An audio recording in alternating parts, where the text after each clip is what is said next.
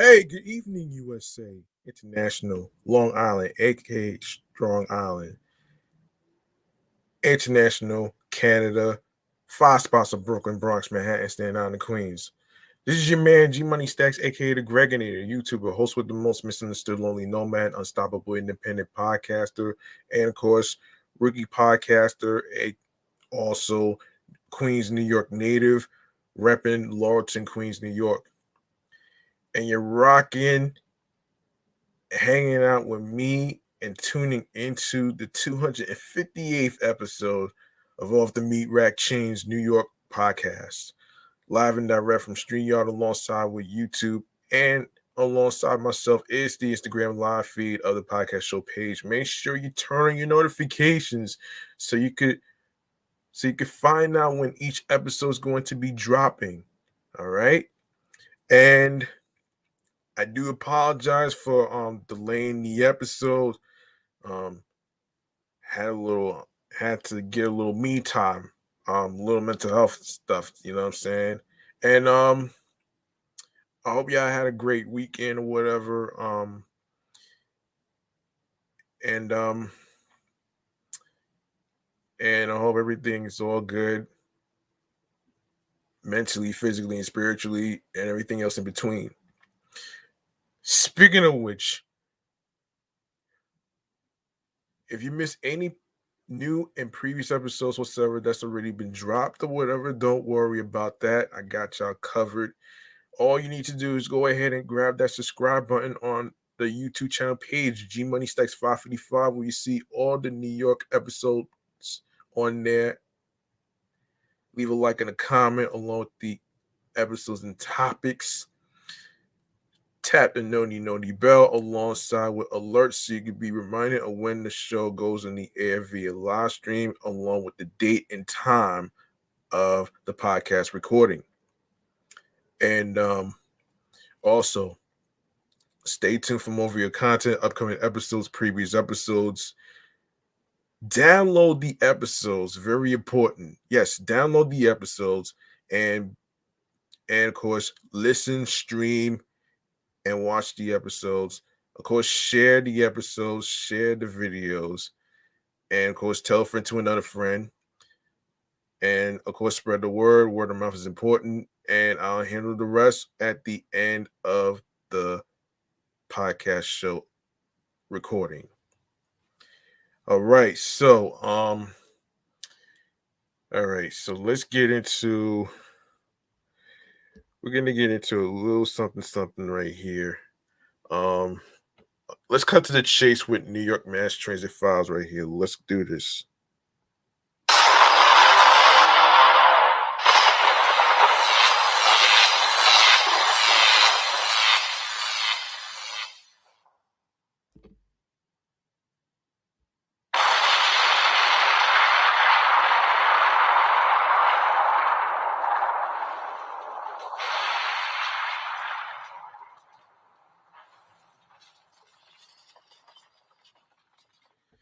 Before I get into the transit topics, let me see who's in the chat right here. And shout outs to hold on a second. Shout outs to French Babies who's in the chat. What's up with you? Thank you for viewing this. And a reminder, if you are watching on the Instagram live feed of the podcast show page, please make sure you say hi. And if you want to chime in on the topics, whether it's in the New York Mass Transit Files segment, chatting on the jazz, and everything else in between, go ahead and jump to the comments and tell us what you feel about the topics and stuff. All right. So there you have it right there. Now we're gonna get into what's going on, and we have an incident. We have an incident in a subway train of a person who got beat up by Brooklyn subway smokers. I'll fill you in on this though. And this is from amny.com, the website that I use. Transit detectives in Brooklyn need the public's help in finding two subway smokers who assaulted an A train rider after he asked them to put their cigarettes out earlier this week. The NYPD released on Wednesday night images and video of the suspects behind the attack on board a Queens-bound A train approaching the North Strand Avenue station at about 9:50 p.m. on March 21st. Ah, man. I don't know. Every time I hear stories like this about somebody getting beat up or pushed to the tracks or whatever, it just kind of aggravates me even more. It's just terrible, man.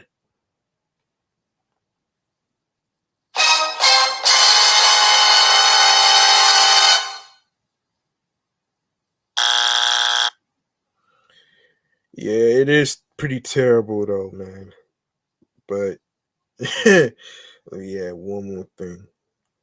Oh no!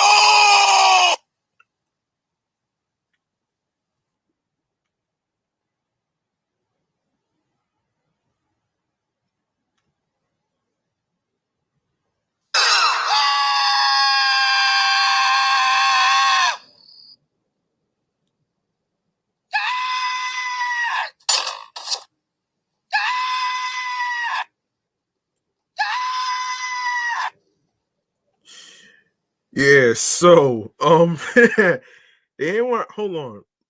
Um let's see. Let's see. Hold on a second. Um Yeah, according to law enforcement sources, the perpetrators had lit up cigarettes while riding the train and approached a fellow 45-year-old male strap hanger who asked them to stop. The MTA strictly forbids smoking anywhere within the transit system, including on board subway cars. Anyone caught lighting up is subject to a $50 fine.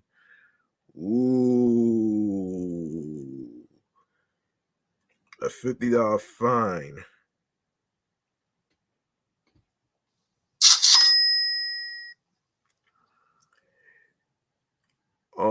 But the verbal request from the strap hanger, authorities said, led one of the suspects to pull out a box cutter and threaten him.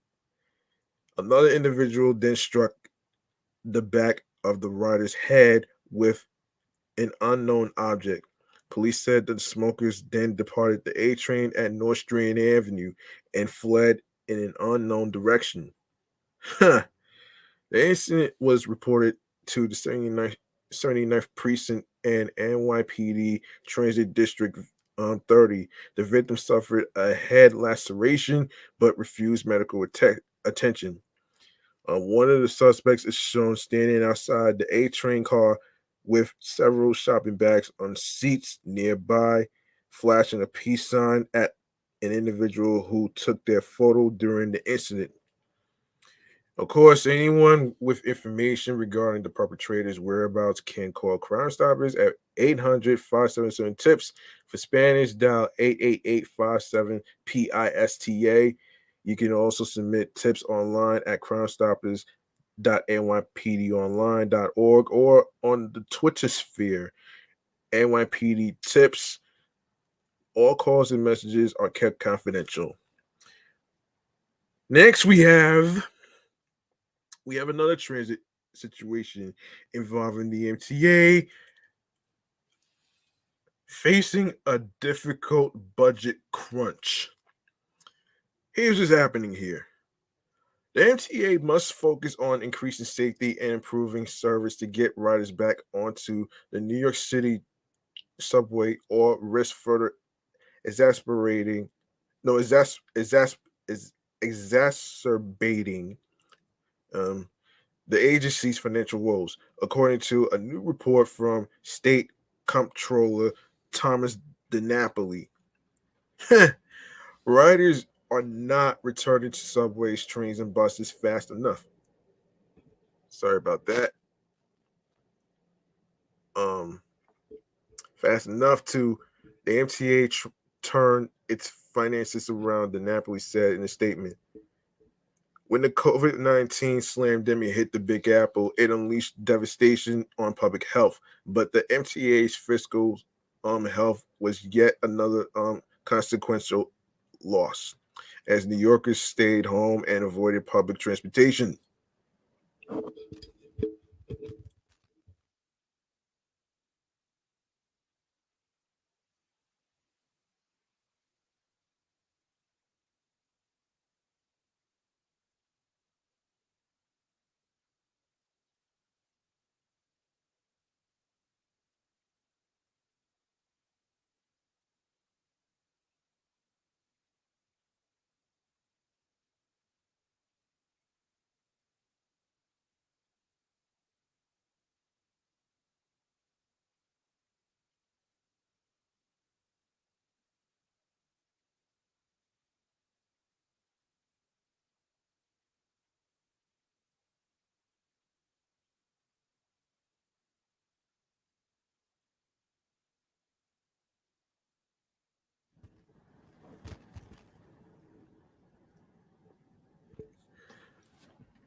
Still, even as most restrictions have been lifted, subway ridership is still down, averaging around 65% of pre-slandemic levels on weekdays, according to the comptroller.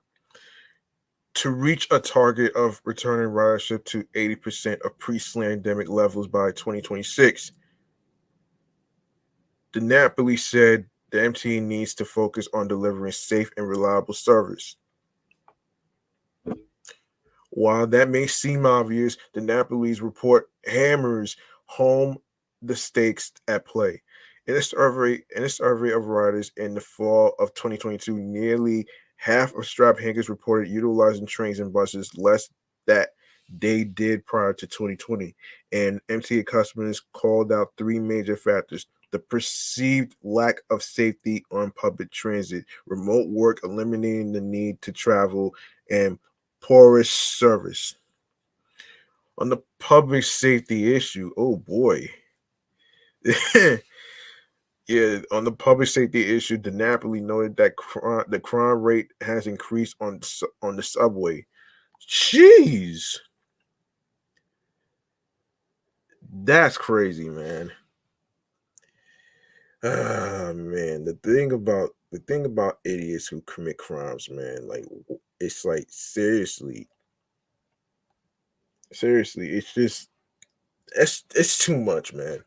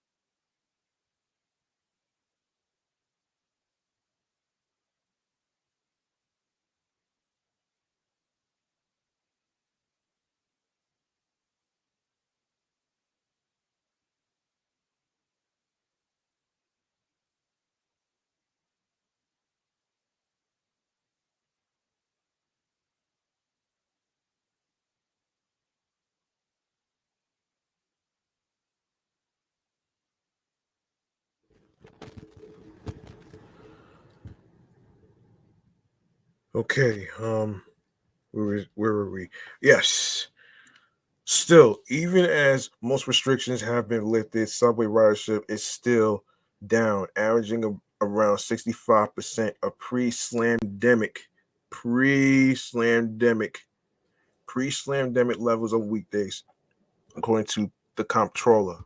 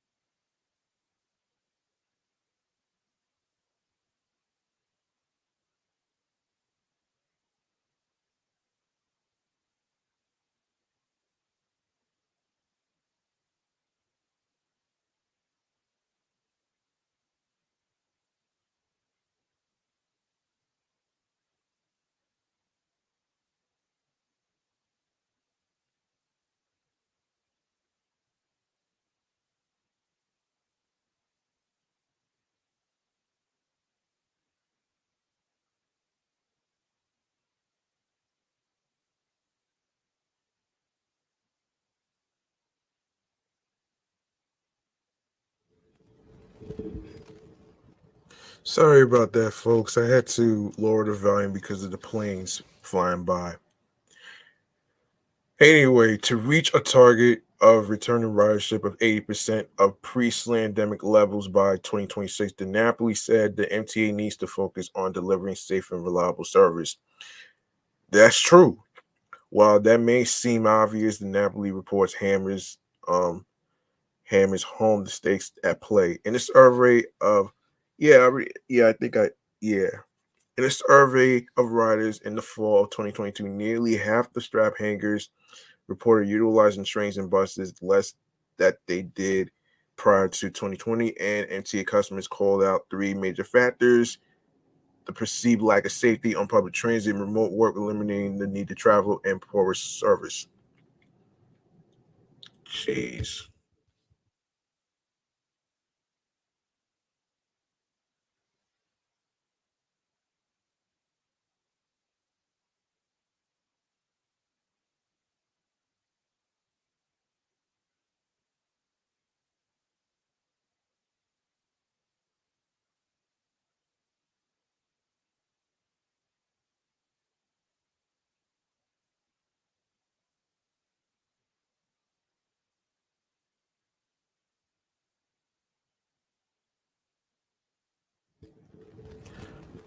On the public safety issue, the Napoli noted the crime rate has increased on the subway, with 1,083 violent crimes on the subway. Um, on the subway system in 2020, strap hangers are right to be wary, as there were just 935 violent crimes in the system in 2019, despite having significantly higher ridership. Damn, man.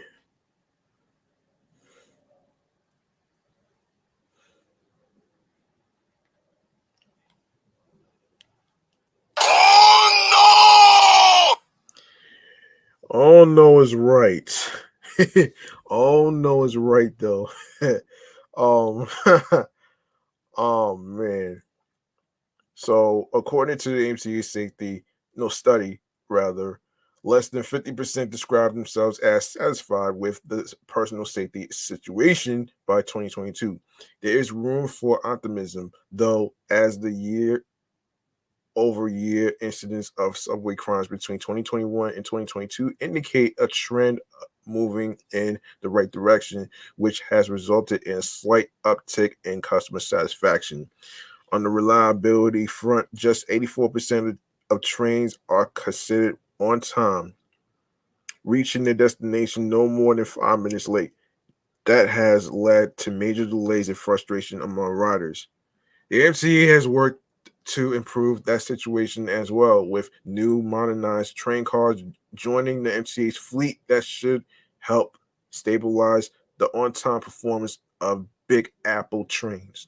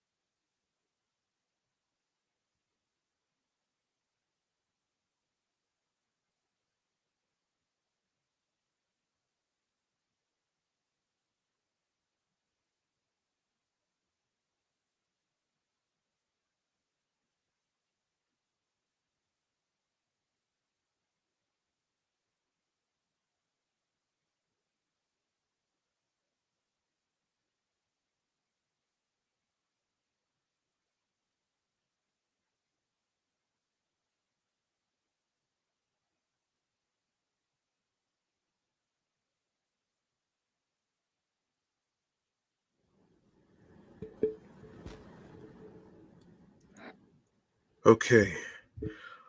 Of course, just because a train is on time doesn't mean the system is meeting all the needs of its riders and addressing their concerns. The MTA also needs to increase the frequency of trains and buses.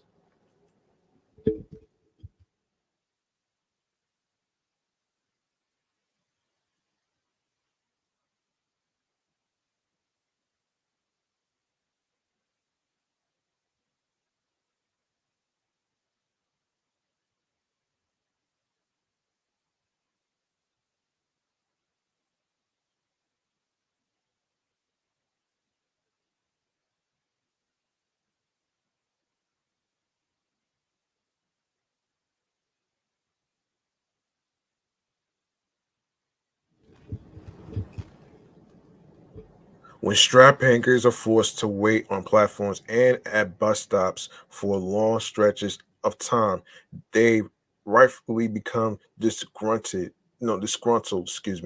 at the subway and bus systems. Bus riders specifically have it bad, as the Napoli's report notes that the bus speeds in the Big Apple remain among the lowest in the nation for any large public transportation agency.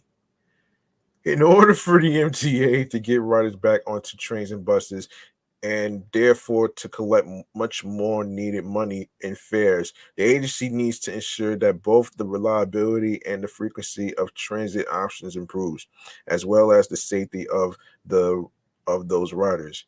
The MTA has to win riders back by giving them a positive experience and continuing to focus on improving public safety and service.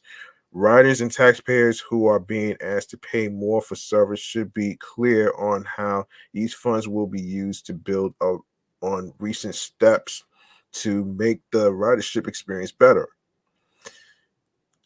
Yeah, the MTA need to do their part, man. For their part, the MTA acknowledged the need for safety and adequate service and pointed to advancements they've made in recent years.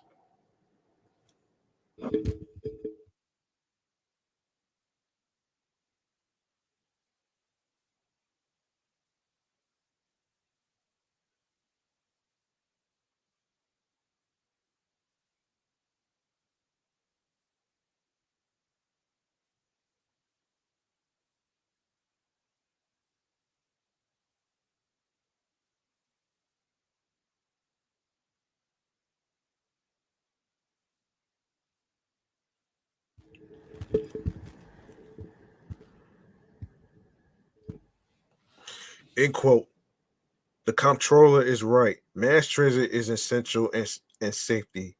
Full funding and strong service are key to bringing riders back. The good news is Governor Hochul and Mayor Adams' safety initiative is working, reducing subway crime to the lowest level in decades, which, along with a surge in subway on-time performance, already yielded a slandemic era record of nearly 4 million riders this month, with more milestones to come, said NTA spokesperson Sean Butler.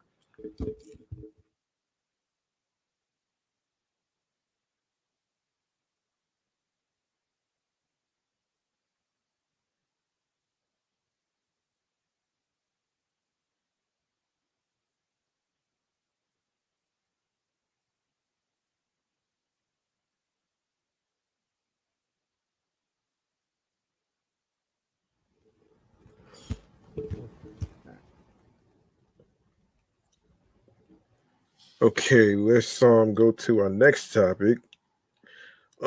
We have some wild, crazy, fun topics to get to in our next segment, which is chatting all the jazz. Let's do this. Let's do this.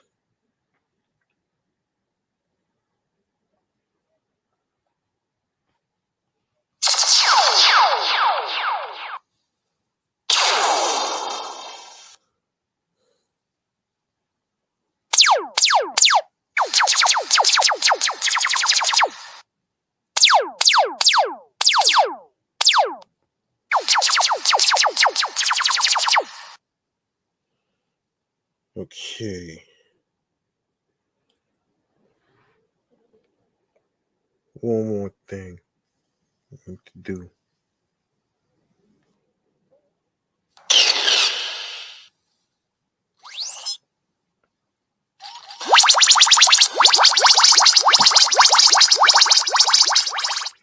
Okay, we got some terrible stuff that we need to get to, and involving a tornado that hit Mississippi recently last month, which is crazy though, man. So let's get into it right here. So, um, and this is from NPR. Um, so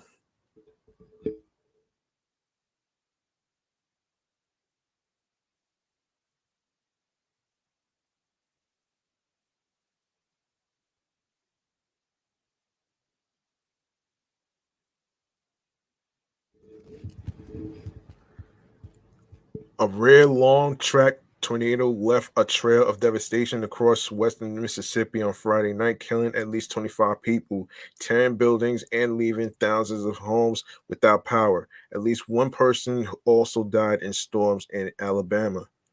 Jeez. Gee whiz. Damn.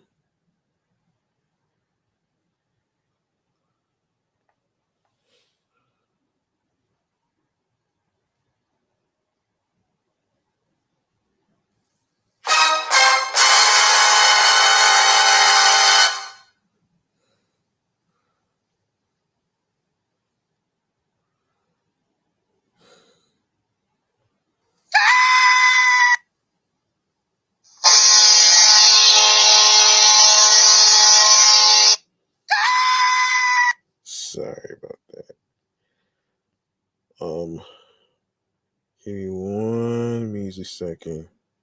Okay, here it is.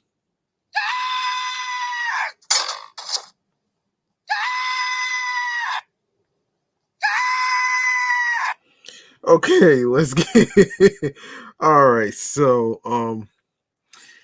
Yeah, so this is a horrible event, Mississippi Governor Tate Reeves said during a news briefing. It's heartbreaking. There's really no other way in which to describe it. It is absolutely heartbreaking. President Biden, who spoke to Reeves on Saturday, also called the images from Mississippi heartbreaking and offered the full support of the federal government in the aftermath of the storm. Jill and I are praying for those who have lost loved ones in devastating tornadoes in Mississippi and for those whose loved ones are missing, he said. Biden also noted that FEMA Administrator Deanne um, Criswell had already deployed emergency response personnel and resources to the state to assist with recovery efforts. To those impacted by devastating storms and to the first responders and emergency personnel working to help their fellow Americans, we will do everything we can to help, he added. The Mississippi Emergency Management Agency said on Saturday afternoon that 25 people had died and dozens were injured due to the tornadoes. That's gotta suck, man. That really has to suck, man.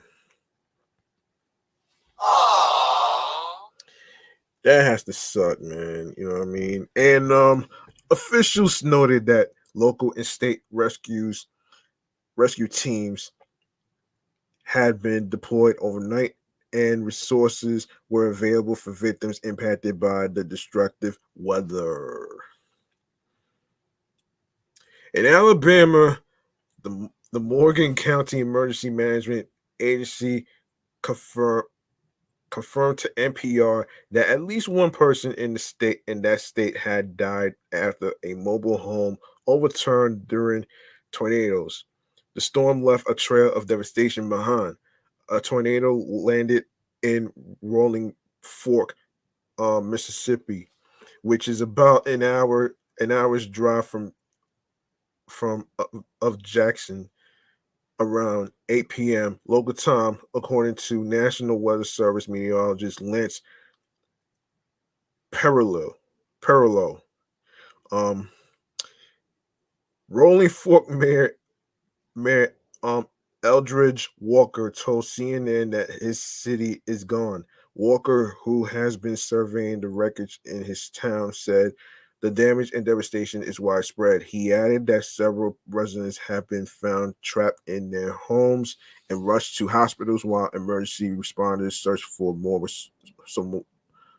more survivors. The rescue missions are still taking place as we speak, Walker said on Saturday morning. The twister then traveled northeast, upending um, neighboring towns in Silver City and Winona. The severe weather also produced golf ball sized hail. In other words, hard rain. Devastation continued in Black Hawk, a small town about 60 miles northeast of where the tornado made landfill. Houses were destroyed, buildings collapsed, and trees across the town were splintered, according to photos shared by a local resident, Chris Alford. Alford, who lives a few miles outside of Black Hawk and frequently spends time there, visited the area on Saturday to help assess the damage. He said some residents were found trapped inside cars and that houses and cherished community landmarks, including a Baptist church and community center, were turned into ruin. The area is just completely devastated, he told NPR. People are pulling together, but they need help.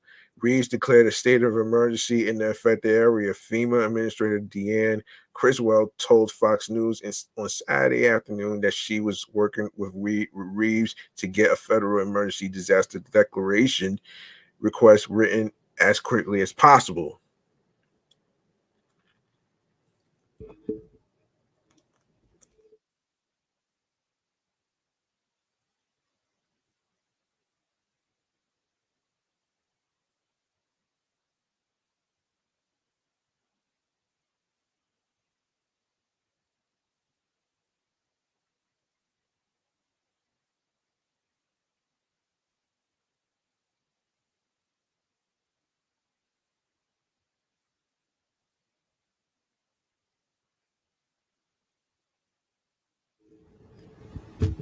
The National Weather Service said a severe weather threat for the area was continuing through Saturday evening, with the possibility of showers and thunderstorms into Sunday.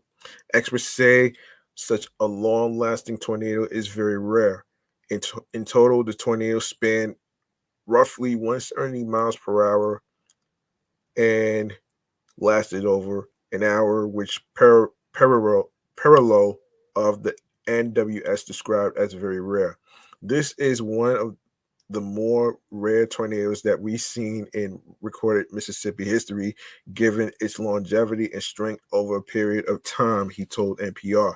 At least one other weaker tornado may have hit Mississippi, but it has not been confirmed, according to Parallel.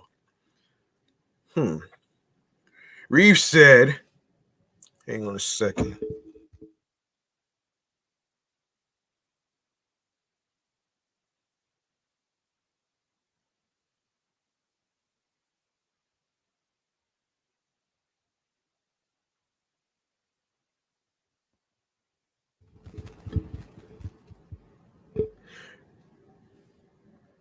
Reeves said search and rescue operations were continuing across the state. The loss will be felt in these towns forever, he said. Please pray for God's hand to be over all who lost family and friends. At least 13 people have died in Sharkey County, the Associated Press reported. 5 more people were killed in Carroll County and Monroe County, which are northeast of Roaring Fork, according to ABC News.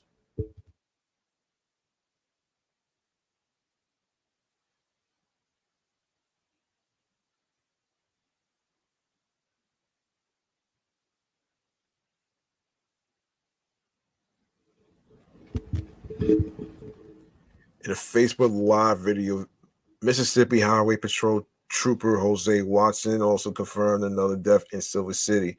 As of Saturday afternoon, more than 40,000 customers had lost power in Mississippi, Alabama, and Tennessee, according to poweroutage.us.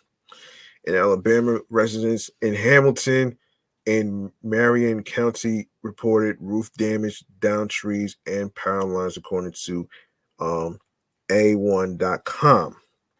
Um, Sorry to hear what's going on. Um, let's see. Speaking of terrible news, man. Speaking of terrible news, we need to get into. Hold on a second, man.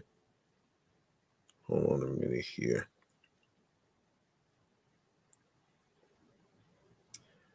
Okay, hold on a second.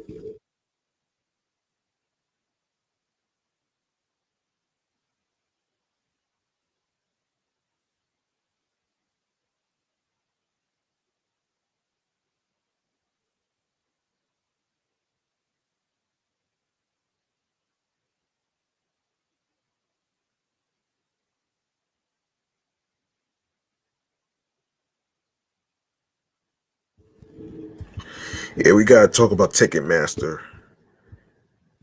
Yes, Ticketmaster has been in a lot of scrutiny along with Live Nation. Yeah, what you telling? Um, Ticketmaster is facing a new class action lawsuit over the pricing of tickets for Drake and 21 Savage's upcoming It's All a Blur tour.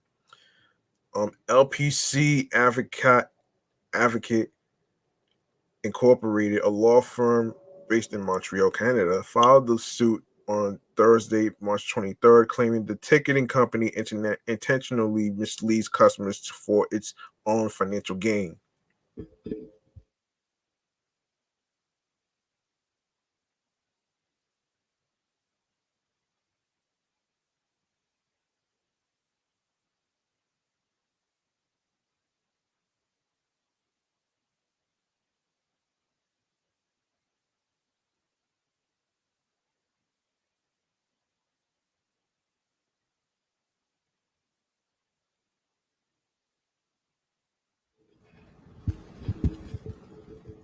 According to the Toronto Star, a Montreal man purchased two official platinum seats for Drake's July 14th concert at the Bell Center, with each ticket costing $789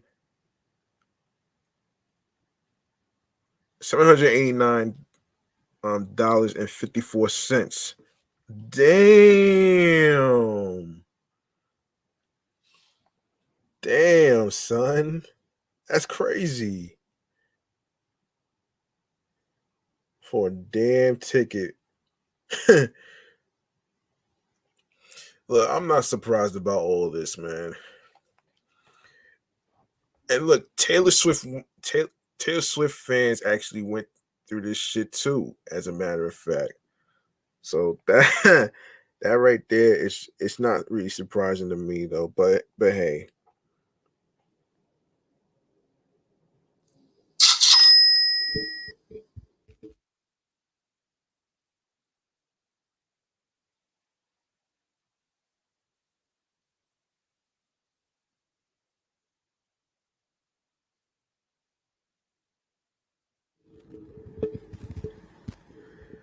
However, when a second show was added for July 15th, Ticketmaster allegedly listed the same seats for $350 less.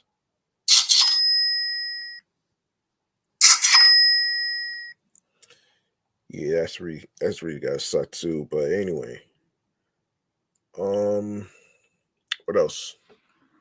What else we gotta talk about here? Oh yeah.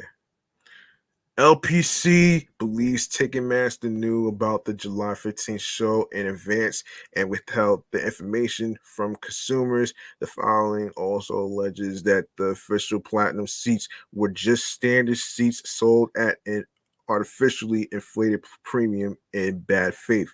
Plaintiffs are requesting compens-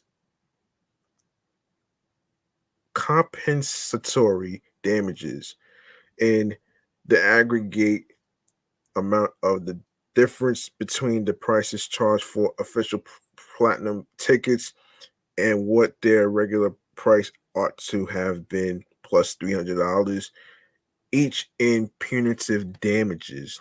Hmm.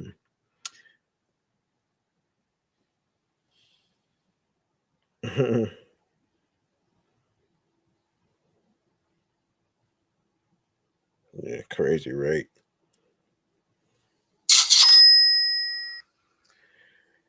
Yeah.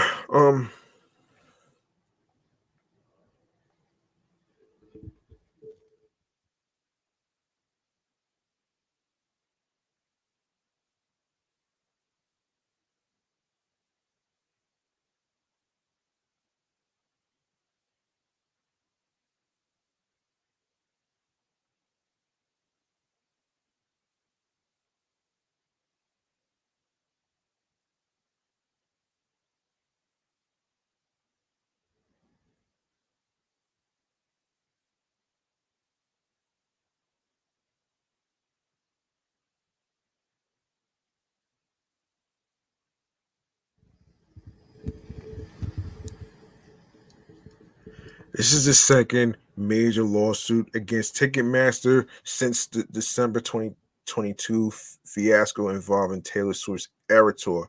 The company is now facing a congressional hearing and antitrust investigation over an alleged abuse of power. Drake has not issued a statement regarding the matter, but did add more dates to the initial 29 date run. The It's All a Blur tour is set to kick off in June in New Orleans and conclude in September. Since his last tour in 2018, the Toronto native has released 4 projects and performed for a 2-day takeover at the Apollo Theater back in January. Interesting, interesting. And we got some more Ticketmaster news that we need to get to here. So let's get to another Ticketmaster story. Um,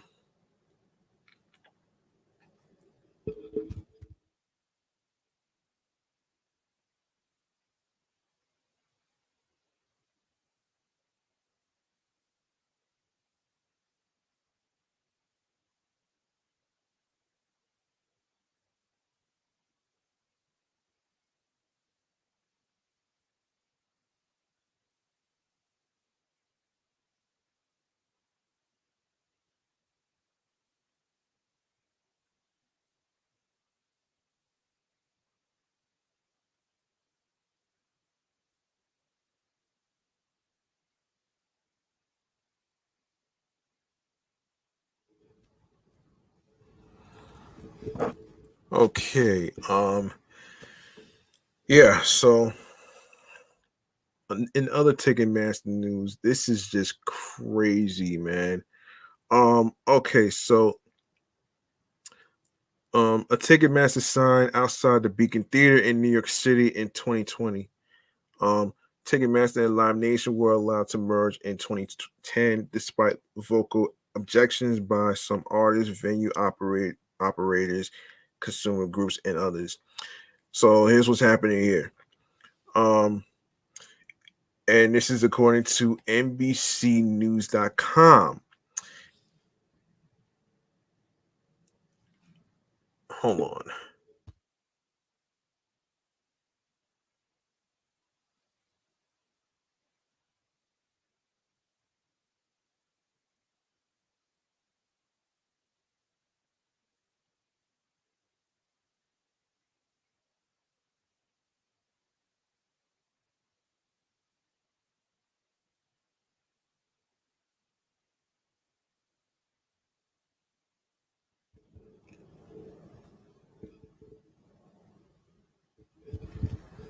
All right. So it's baked, it should be backed into each and every Ticketmaster purchase. Customers scrambling to buy tickets to the most sought after concerts, sports games, or other live events must first check a box agreeing to the company's terms of use. If a buyer took the time to click through the hyperlink that accompanies the box, they see what has become Ticketmaster's tried and true defense to lawsuits. Boilerplate legalese requiring customers with ticketing beefs to forego their rights to sue and instead seek to resolve their claims through private arbitration. In other words, an NDA. Ticketmaster's arbitration clause, deemed enforceable under a federal appeals court ruling in February, repeatedly has been used to fend off scores of potential class action lawsuits against and its the ticket giant and its corporate parent, the event's promoter Live Nation. But in a recent court filing, 4 customers trying to keep their class action case alive alleged the companies have recently rigged the arbitration process against ticket buyers. The argument filed by a California man, an Ohio woman, and 2 Florida residents claimed Ticketmaster quietly switched last year to an all virtual expedited arbitration process that amounts to a Kafka-esque procedure for customers. Jeez, jeez, man, that right there. Oh boy, yeah, you're really playing highway robbery with these motherfuckers, are you?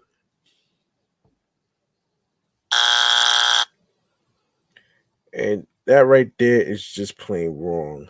You know what I'm saying? That's just wrong. It'll be so crazy if Ticketmaster ends up crashing and burning by ripping people off out of their hard-earned money for tickets.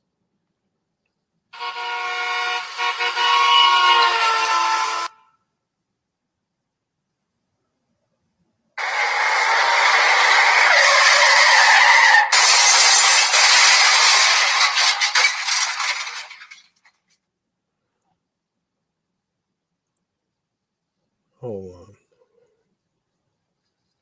Before I keep going, let me see who's in here. And shouts to the homie Lefty, man. I see you right there, man. Yeah, how you feeling, man? Hope everything's going good and stuff. You know what I mean? But anyway, man. Yeah. So let's get let's continue. Let's continue, man. Um, First, let me just do one more thing.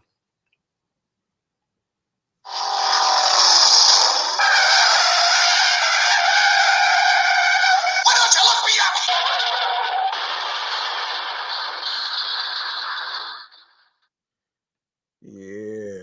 Yeah. um.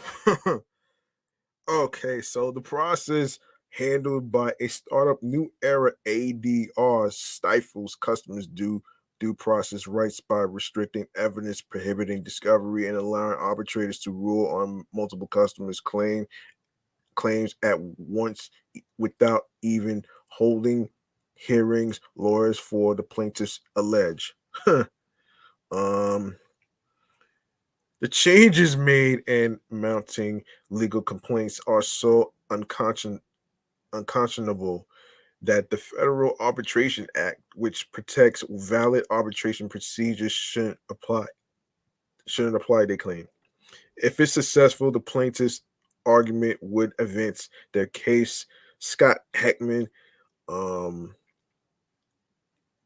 ETAL Live Nation, toward getting class action status, potentially allowing hundreds of other fed up ticket customers to join the lawsuit.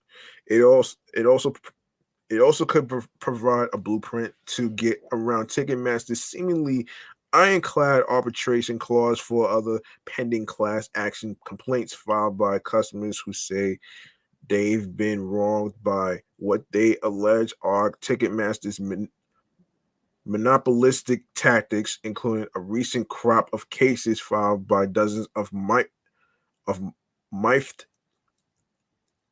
Taylor Swift fans.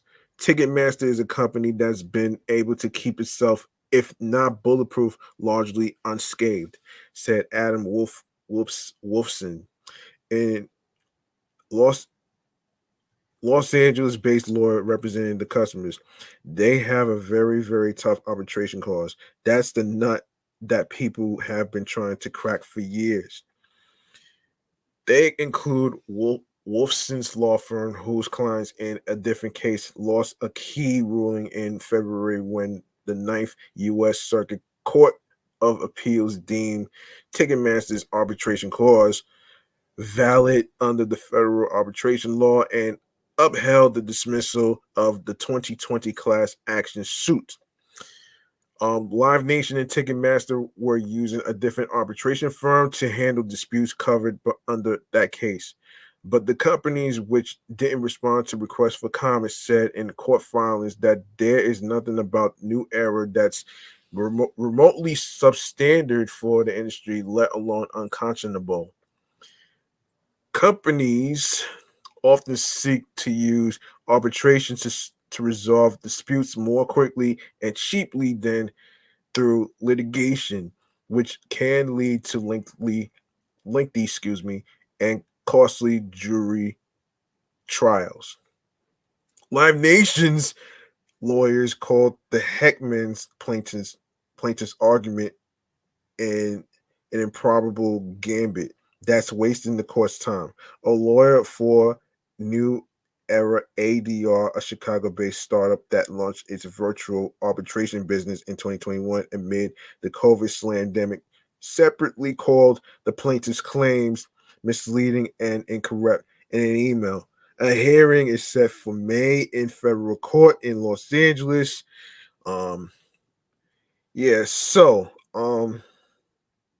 this is crazy. All right, so Live Nation, the world's largest event promoters, and Ticketmaster, its largest ticketing service, were allowed to merge in 2010 despite vocal objections by some artists, venue operators, consumer groups, and others. The Justice Department approved the move under a consent decree to prevent anti-competitive behavior, including prohibiting Live Nation from retaliating against events venues for using tickets other than Ticketmaster.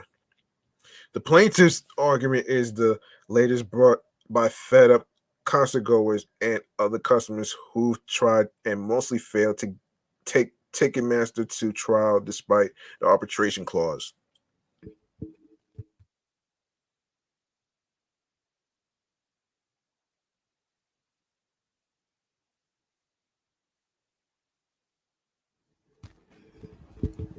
Such lawsuits generally contend that Live Nation violates antitrust and consumer protection laws by forcing the country's biggest venues into contracts to host premier live events that exclusively use Ticketmaster for ticket sales.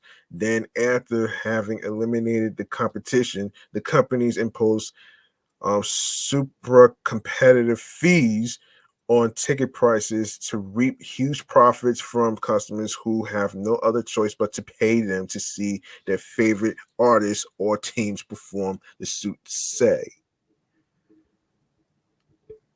The latest suits include scores of claims stemming from a ticketing fiasco in November when a record 3.5 million people registered for Ticketmaster's pre-sales for tickets to Swift's Eras concert tour. Um,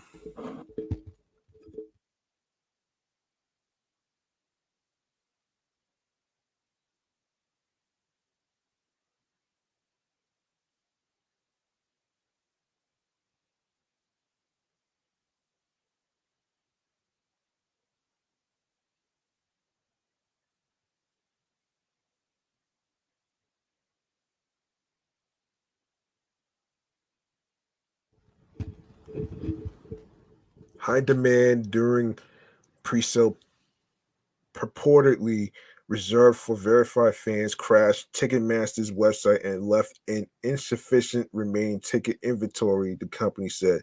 That led Ticketmaster to cancel ticket sales to the general public later.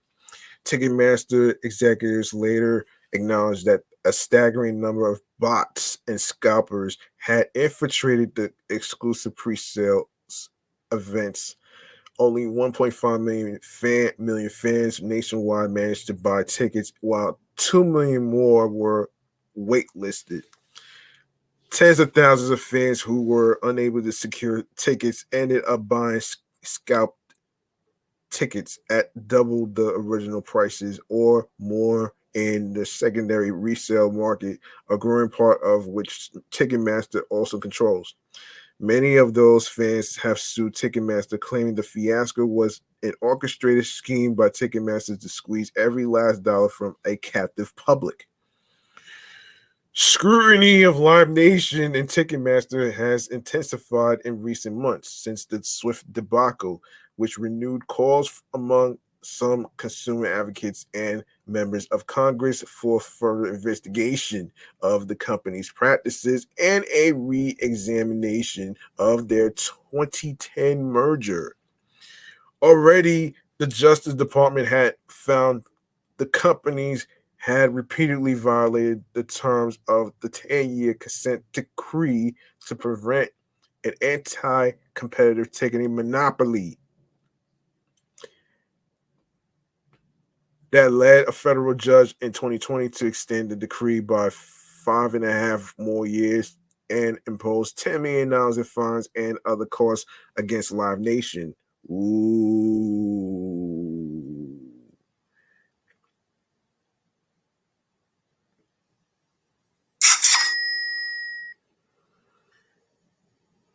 And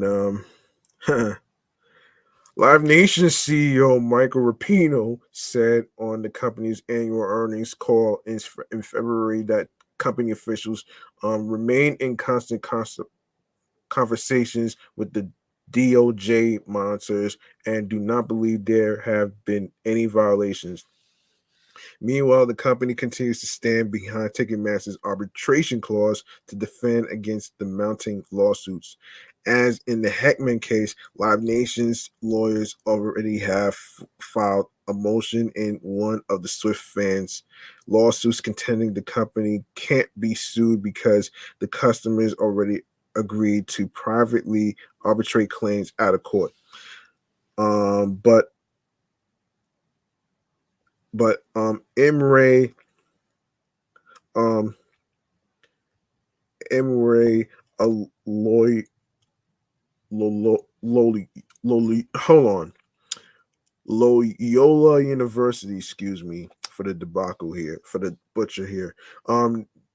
New Orleans law professor and expert on arbitration law said Ticketmaster's shift to using the new era arbitration procedures shouldn't prevent a class action antitrust lawsuit from going forward.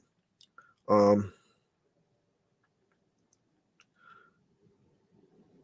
Cizali, um, who is an arbitrator and has written books about the Federal Arbitration Act.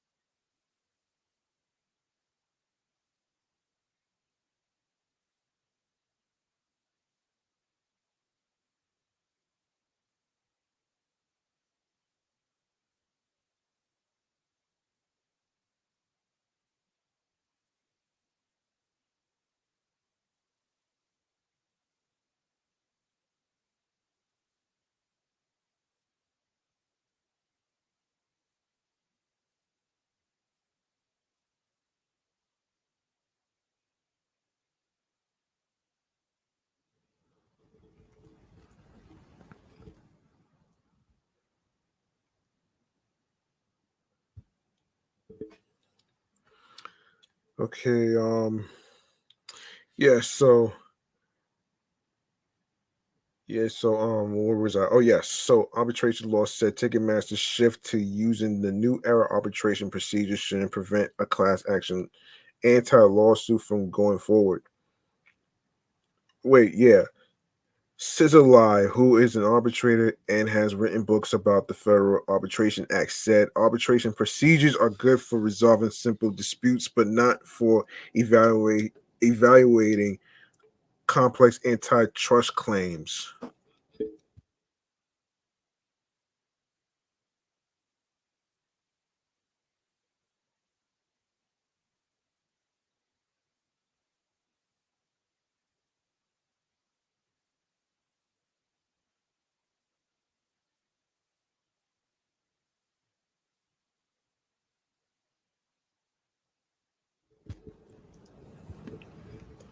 That's especially true of New Era's sped up process, which restricts evidence, he said. I can't see a good chance of establishing an antitrust claim with a severe page limitation of for complaints limitations on proof and no discovery, Cizalai said in an email. The chance of establishing a complex antitrust claim under those circumstances is about as good as scoring a Taylor Swift concert ticket through Ticketmaster. Oh Lord, man, this is crazy, man. And I'm sorry for all the people that actually been going through this, especially music artists going through this shit. Taylor Swift, now Drake. If I hear any more updates about Ticketmaster being in court and stuff, I will bring it back here to this platform right here in a future episode. So let's see what else we got here. Right, so J. Cole Yes, let's talk about him. J. Cole has asked Kanye West to clear the sample for his fan favorite song, Villematic. The North Carolina native's plea came during his co-headlining performance alongside Drake at Dreamville Festival in his native North Carolina on Sunday night, April 2nd. Toward the end of his set, Cole performed Villematic for the first time in over a decade, blending it with his show-stealing guest verse from Benny the Butcher's Johnny P's Caddy. Shout out to Kanye West, the Dreamville boss said after running through the song. Please clear the sample for me, my brother. I appreciate it. Take it from J. Cole's 2010 mixtape Friday Night Lights. Villematic borrows its lush beat from Kanye's My Beautiful Dark Twisted Fantasy cut. Devil in a New Dress. Friday Night Lights was released for free to rave reviews, raking up over 1 million downloads on the popular mixtape website .piff, while helping Cole land a record deal with Jay-Z's Roc Nation. However, the project remains absent from streaming service, not for lacking of trying on Cole's part, though. On its 10th anniversary in November 2020, the Grammy winner said in an Instagram post, "My dream is to one day have this on DSPs where it belongs." Before that, in 2013, he spoke about wanting to re-release Friday Night Lights commercially along with his previous mixtape, 2009's The Warm Up, which is also currently unavailable on streaming platforms. Damn, son. Really? Really, though? Damn, that sucks, man. I mean, that sounds like an epic fail to me, man. Really. It is.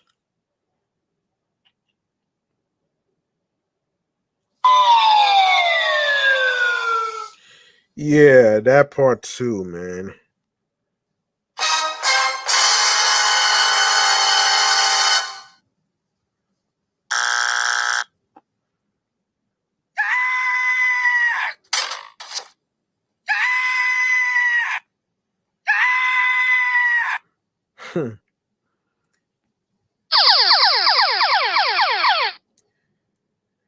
Yeah. Um. Yeah. Yeah, that's crazy, man. That's crazy. Um.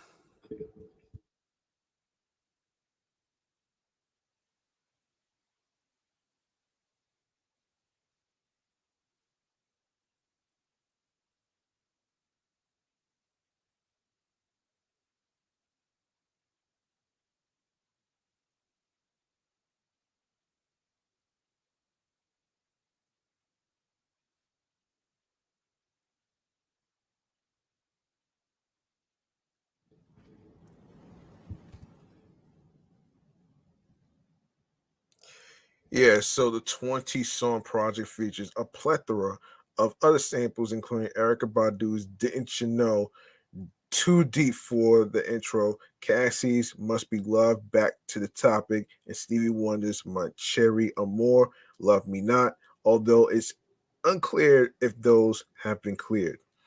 Kanye West, who is much less active on social media these days after almost derailing his career in 2022, thanks to his anti Semitic outbursts, has yet to respond to J. Cole's sample clearance request.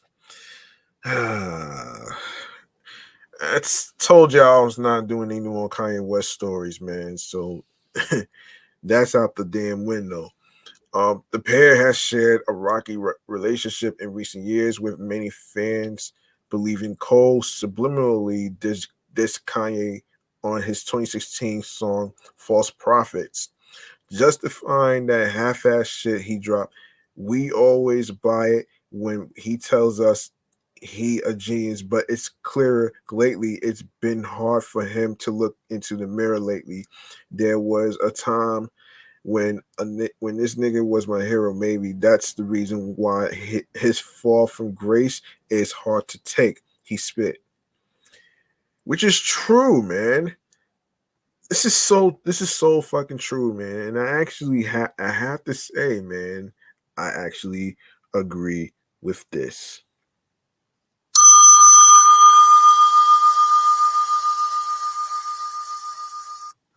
Yes, I actually agree with this though, man. You know what I'm saying? Um, yeah, he finally responded the following year by demanding a public apology from Cole during one of his famous Twitter tirades. Like seriously, I need a public apology from J. Cole and Drake to start with immediately. He wrote, "I'm Nat Turner. I'm fighting for us. I'm not putting no more music out till I'm done with my contract with Sony and Universal. On God in Jesus' name, come and get me." So stupid for this shit though. He added, "I have the utmost respect for all brothers. We need to link and respect each other. No more dissing each other on labels we don't own." Like, you gotta be fucking kidding me. Like, Kanye West is a fucking hypocrite, man. Like, shut the fuck up. However, the hip hop heavyweights appeared to have patched things up when they shared a pleasant exchange on social media last February following the release of Kanye's Genius Netflix docu-series, which I didn't really care for. I didn't care for that shit. Thank you for this, Kanye West. Coo- wait, Cootie Rock.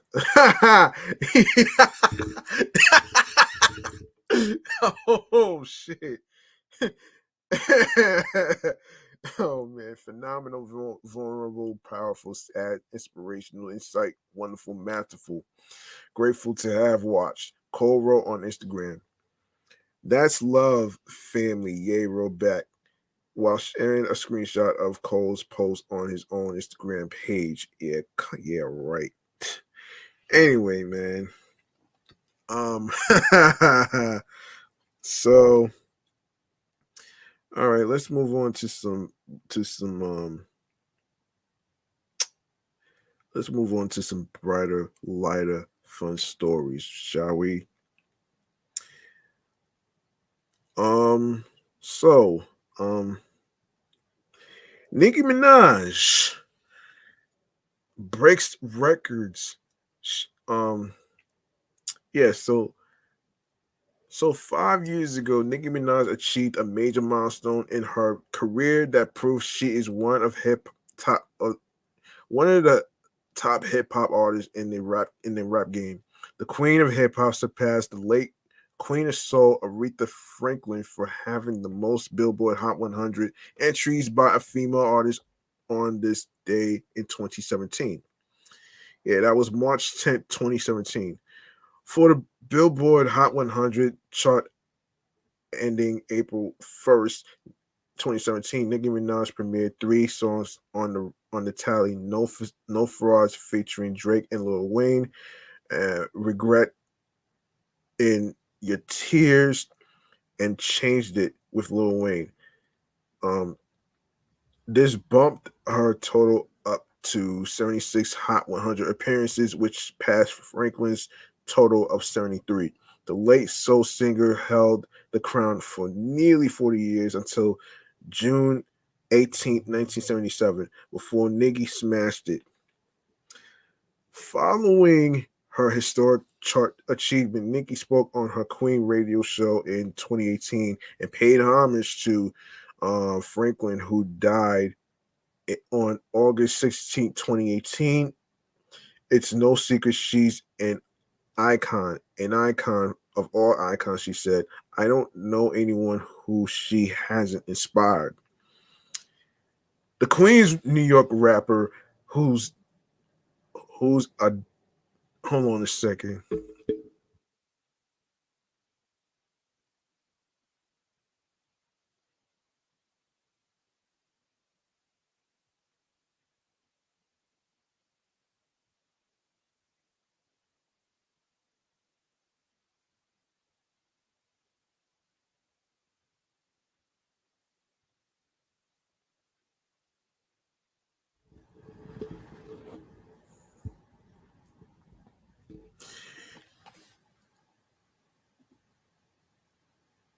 Yes, the Queens, New York rapper who's dotting mom of her 2-year-old son, affectionately named. Hold on a second. Hold on a second here. Yeah, named Papa Bear. Also boosted about her accomplishment on her February 2019 freestyle Barbie Going Bad, which samples her ex-boyfriend Meek Mill's 2018 song Going Bad and features Drake. On the song, Nicki raps neck tat says, Onika, I got more slaps than Aretha. Oh wow. Oh wow. Wow. Wow. Wow.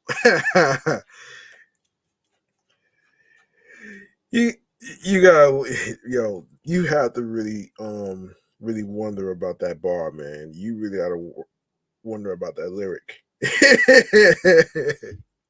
Oh shit. You really you really have to wonder about that shit though, man. You know what I'm saying? Um so yeah. You really have to wonder though, man. You know what I mean?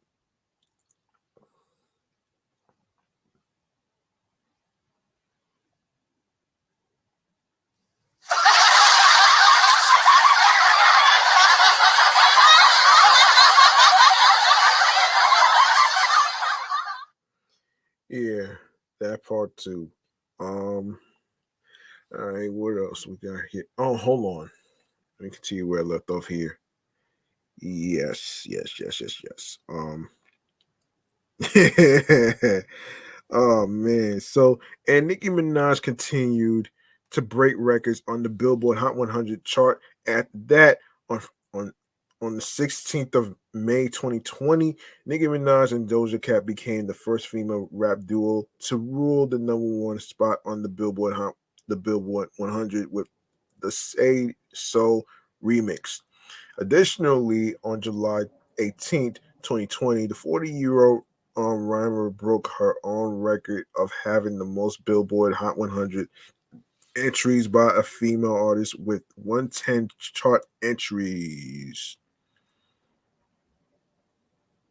In the end, Nicki Minaj is the queen of the Billboard chart. Okay, so let's all right.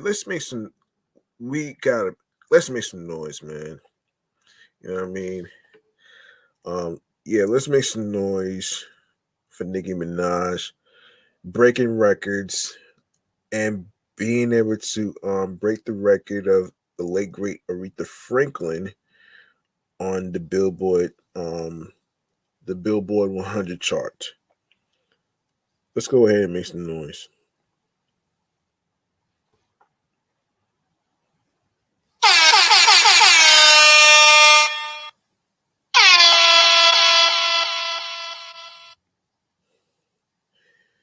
All right, all right, let me get to.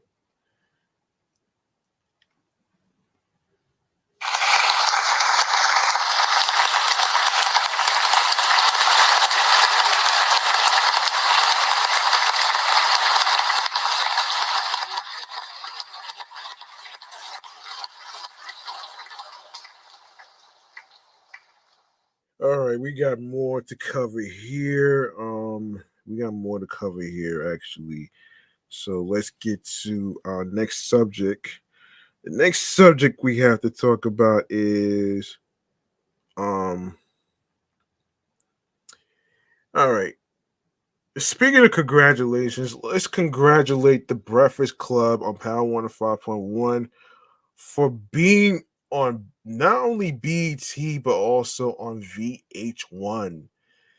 For those of you who may not know what's going on here, they started they started they started their show to nationally syndicated TV status premiere on April 17th, which was um which was about 2 days ago, which was uh a Monday. So, and this is from Revolt actually, man.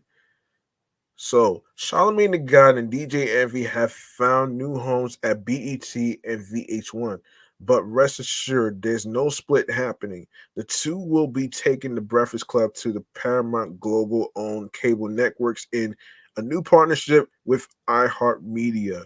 The announcement was made today, March 30th.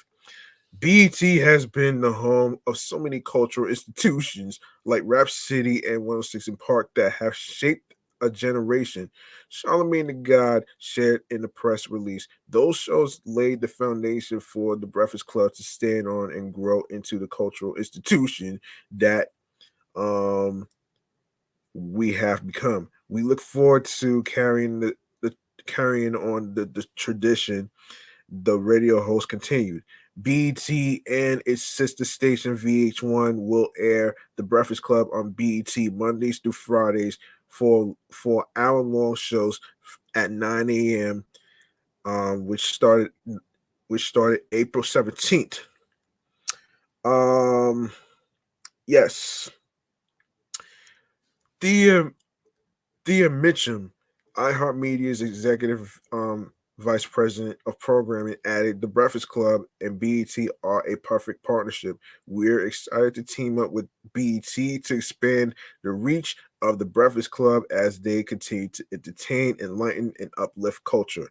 The new series marks the first time BET will have daily programming in almost a decade. The award winning morning show currently broadcast live from New York's Power 105.1 and is syndicated in over 90 cities. End quote. We recognize the show's influence and popularity, and we are confident that the partnership will be meaningful to our viewers and to our partners. Host Charlamagne the God, yeah, Charlamagne and DJ Envy are longtime members of the BET and Paramount family, so we couldn't be more excited to welcome the Breakfast Club home to BET. The network's CEO and president Scott Mills said of the merger, fans agree. The Breakfast Club gonna be on BET. Time to get cable, one person tweeted. Of course, you can see more reactions to the major announcements below. Let's take a look at the reactions here. So, and the reactions on Twitter, which I don't really use anymore, but you know, anyway, so this is from Brian Steinberg. Just in, BET will televise a 1 hour special edition of the popular radio show The Breakfast Club daily, Monday through Friday. It's the first time BET has broadcast original daily programming since 2014. Okay. Next person says next person um Mr. Anderson underscore 937. Never get offended. I'm motivated. I hope BET doesn't try to censor the Breakfast Club. And and this person says the Breakfast Club is going to be on BET starting April 17th. I'm definitely here for it. Um K Herbal. The Breakfast Club gonna be on BET. Time to get cable. So April, you can start watching the Breakfast Club on BET in the mornings. I listen every morning on radio and my app chill good. Chilling good. Um okay, let me get that out of there. Anyway, so next person says the Breakfast Club about to be on BET every morning. That's huge. Um And another Twitter user says, Merc City the God. Oh wow. The Breakfast Club gonna be on BET now. That's pretty dope. That's gonna bring some traffic for sure. Yeah. Yeah. So we gotta make some noise for the Breakfast Club, man. I've been listening to them for years, man. And as I actually said episodes ago, you know, they inspired me to actually, create my own podcast shows, you know what I'm saying? So I feel like now that I'm reaching like what year number 3 with this New York with this New York podcast platform right here. It's pretty dope, man. Now I'm actually it's all listen, it's all about putting in the work, man. You know what I'm saying? It's all about putting in the work. It's all about consistency, as I always say at the end of each episode, all the time. And this is just a way to actually, you know, it's all about motivating one another, man, not tearing each other down in a negative fucking way, man. And and also, I want to say this though, man. The phrase "if you don't have any haters, you're not doing it right." That shit is bullshit. All right, that's a bad advice, man. Because if you actually try to invite haters and shit, you really asking for trouble as far as like the toxicity behind, bullying and all that other shit. You know what I'm saying? So, you know, and of course, you just gotta do you, man. Be the best you and whatever craft you're trying to do. All right. So congratulations to the Breakfast Club being on BET and of course VH1, man.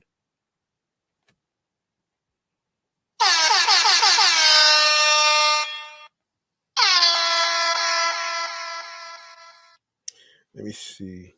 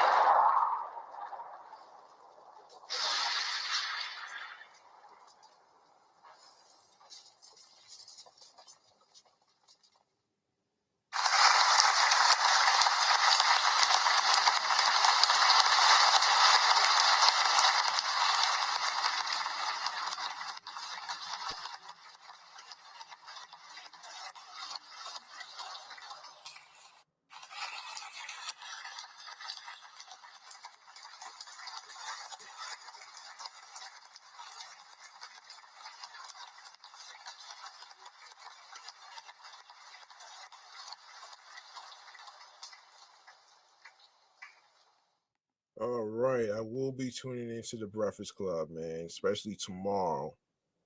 You know what I'm saying?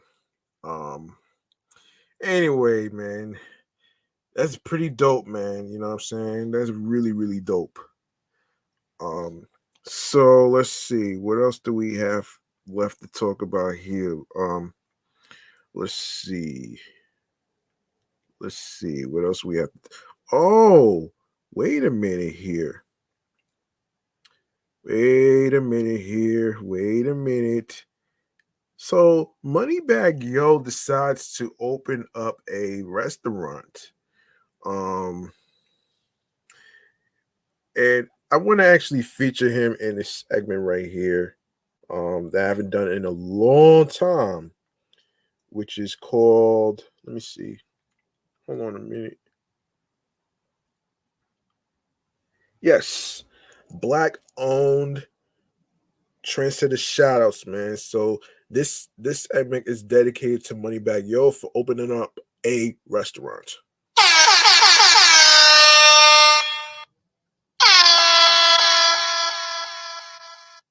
And speaking of which, man, let's talk Moneybag Yo, man, for this segment right here. Black owned Trendsetter shoutouts. Haven't done that in a long time though, and all that other great stuff right there. Um, all right, so let's get into this right here. So, Moneybag Yo has officially become a restaurateur, which is the opposite of an entrepreneur, by the way, folks. thanks to the opening of his brand new Memphis restaurant, Cash 42. In an Instagram post dated Sunday, April 2nd, it was revealed that the said some rapper participated in the ribbon cutting of the restaurant, which is located at 4202 Hacks Crossroads, Suite 121. Yes. Wait a minute. Um, yes, so the restaurant is officially opened on March 31st. And he made a post on his Twitter. Y'all can go check that out. Hip Hop DX featuring Moneybag Yo, who opens a brand new restaurant. There's a video clip. Y'all can check that out for yourselves. Though Moneybag Yo owns Cash 42 and was involved in every detail of the restaurant. Commercial Appeal reported that he's not part of the day-to-day operations of the restaurant and lounge. Instead, the chef's duties were assigned to Darius Leatherwood, a Memphis-based chef with a long and storied history in the hospitality industry, who was perhaps most notably once Lil Wayne's personal chef.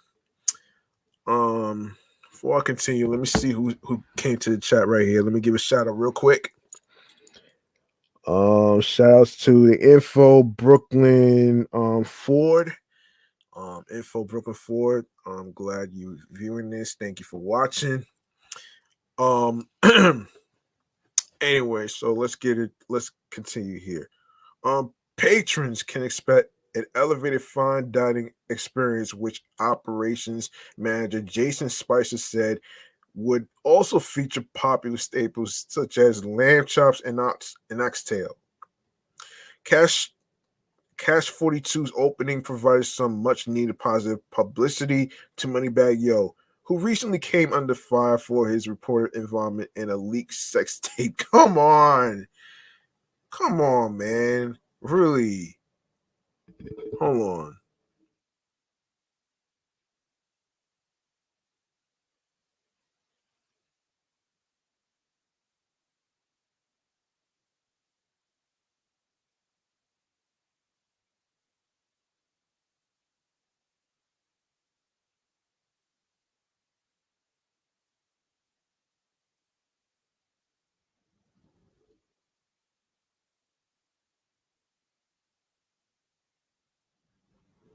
Okay, let's see. So yeah, so money bag emoji. Yo, got caught slipping in Finsta. Their tweet read, "Gossip of the city T dished more dirt in a series of since deleted tweets claiming the Memphis rapper who is currently dating social media reality star Ari Fletcher had met the woman, a stripper at the Gentleman's Club in New York." Don't believe the hype, folks. After catching wind of the scandalous allegations, Moneybag Yo took to Twitter to shut them down, while en- emphatically stating that the man in the video wasn't him. Man, stop mentioning me in this picture of somebody getting fucked. Y'all people weird, bruh. My whole body tatted shit, not me. He wrote. Um, He added, in quote, "People be slow, internet dry, y'all need to need some attention. You lame ass niggas be ready for me to fuck up." Ari Fletcher also seemingly responded to the alleged sex tape by posting a photo of herself on her Instagram stories, soundtracked by by Glorilla's internet trolls. Sheesh. Damn, son, really? Damn. Oh my gosh! Wow, this is really terrible, man.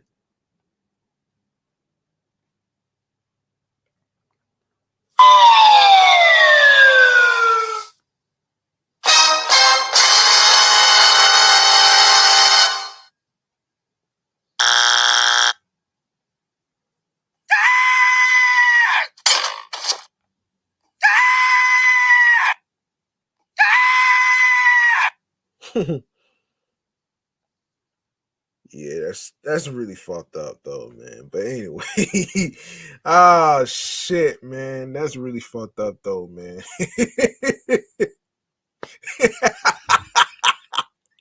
Oh shit, man. Oh man, I can't believe this, man. That's disgusting, man.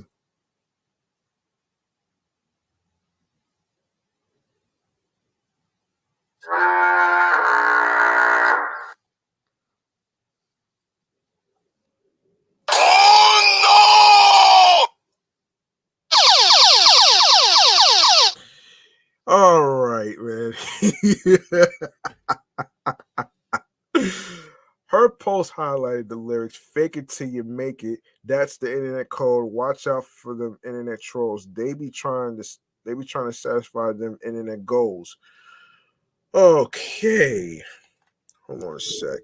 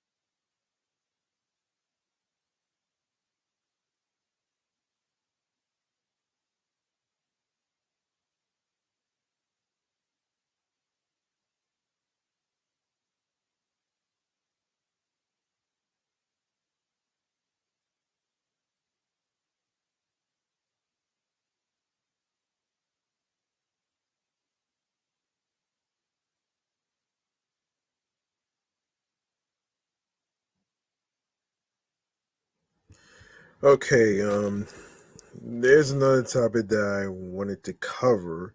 Actually, there's two more topics to cover, actually. So this is going to be Blockbuster, and then the other one is going to be the Cricket ice cream. So I hate to disappoint every single person who is hoping for a Blockbuster comeback. It's not gonna happen. And this is from the New York Post. So listen to this. Dust off your VCR. Blockbuster could be making a comeback. No, I don't know about that one right there. Fans are speculating that the nearly extinct video rental company is returning after its website recently became active, announcing in a cliffhanger, "We are working on rewinding your movie." Ha! While there is no clear indication of when the Blockbuster site was activated, the company remains attentive on Twitter, often sharing jokes about resuming operations. Our 2023 New Year's resolution was to reopen Blockbuster, but it seemed like a lot of work, so we quit. Should we start going to the gym instead? Blockbuster quit. Oh shit. New business idea. We're going to come back as a bank and use VHS and DVDs as currency. Time to go visit your mom. The the company tweeted March 15th. Oh shit. Oh man. The Post reached out to the company via Twitter. Um Hundreds of fans noticed the Blockbuster website was live shortly after last week's tweet. Hello. I just went to Blockbuster's website and saw this. It is what the website looked like in 2019. Hello. Question a curious fan. Blockbuster, are you coming back? I promise to take up with Netflix if you do. I'm using my mom's password anyway, pleaded Anonymous. Oh shit. The Blockbuster website is alive. If they make a comeback in any way, I will cry, declared a Blockbuster lover. But some people didn't understand the excitement.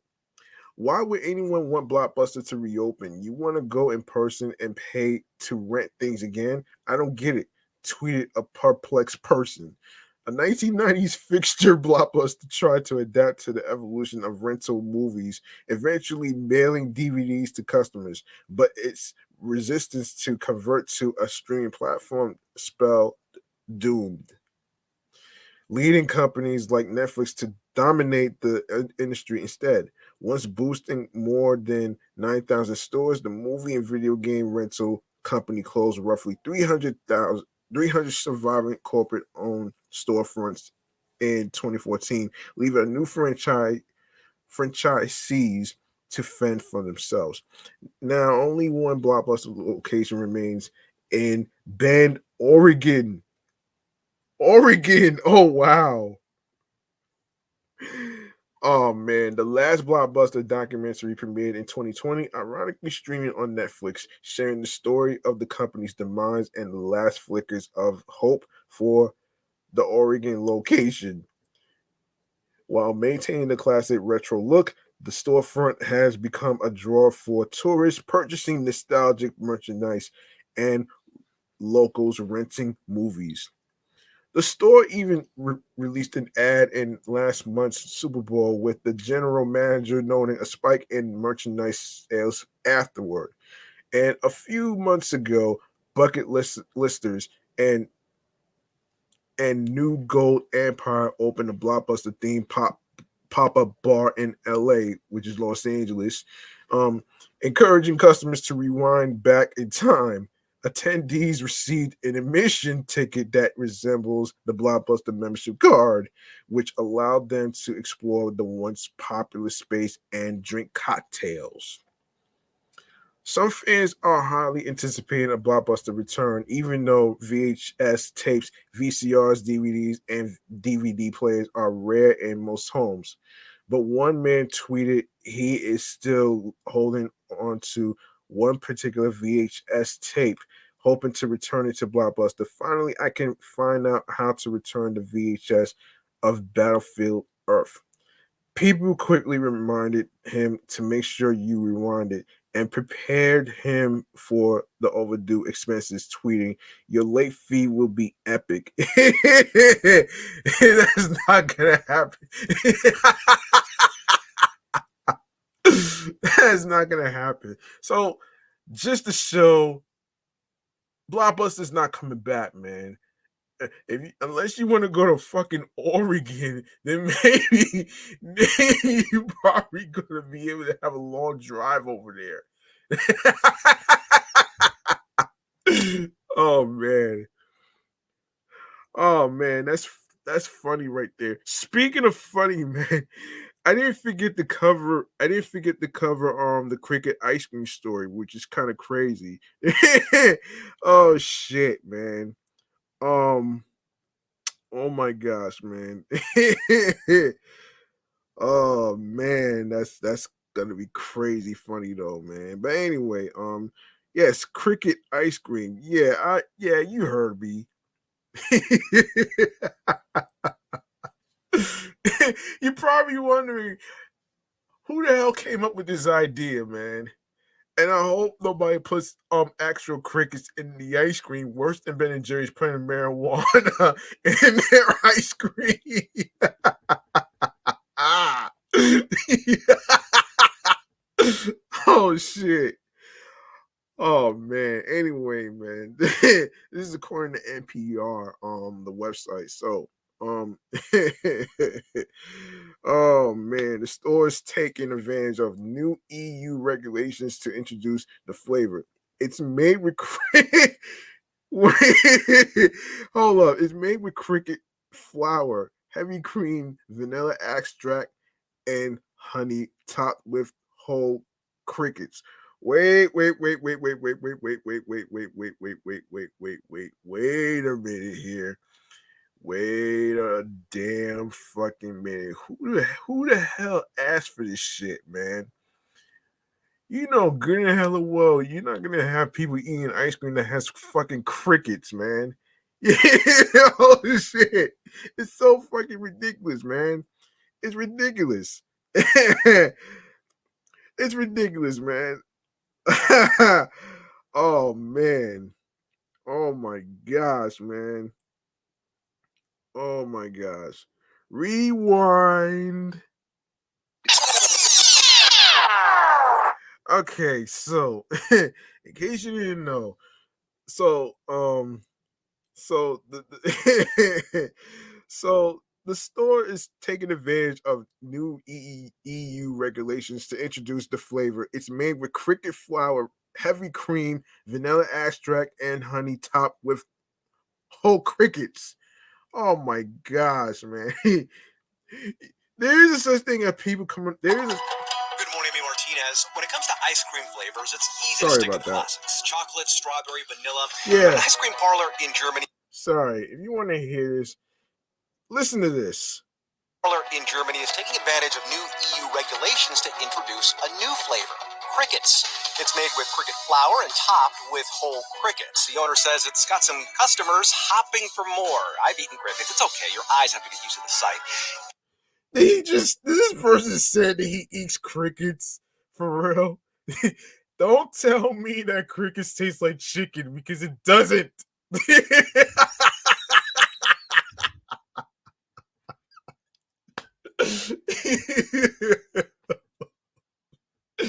Don't tell me you eat crickets and you think it tastes like chicken, man. I don't know about you at home, but I wouldn't even eat ice cream that has fucking crickets, man. In the same way I would never have ice cream that has marijuana in it. Oh shit. Oh my gosh.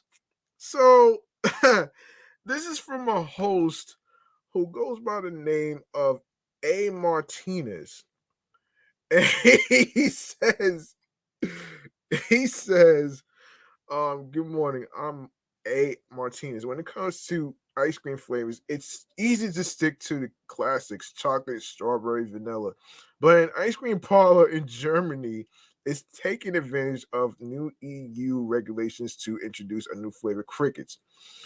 Yeah, it's made with cricket flour and topped with whole crickets. The owner says it's got some customers hopping for more. I've eaten crickets. It's okay. Your eyes have to get used to the sight. No, not really. If that's not your style, though, he's got other options. Wait, liver sausage and gorgonzola cheese. What the hell? Wait a minute, man. What the hell is gorgonzola cheese? Hold on a minute, man. Somebody fucking help me. Somebody fucking help me with this shit.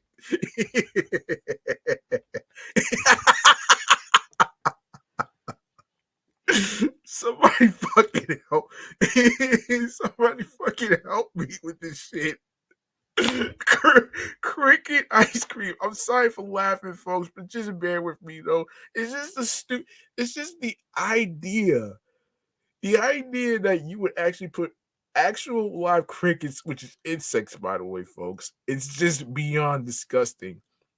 It's disgusting. It's disgusting, man. And my question for this shit is, hold on a minute, man. This is crazy, man. Hold on, hold on, hold on, hold on, hold on. Hold on a minute here. Yo, my question for this shit is, hold on a second. Let me just set this up. Let me set this up. Let me set this up. My question for this shit is,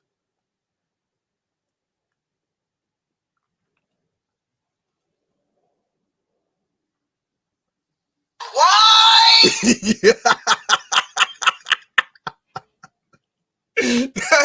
That's the problem with people and dumb ideas, man.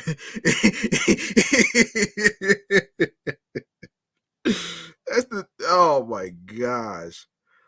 Oh my gosh. Oh It's fucking ridiculous, man. Like, why? Oh man. Oh gosh. This is funny.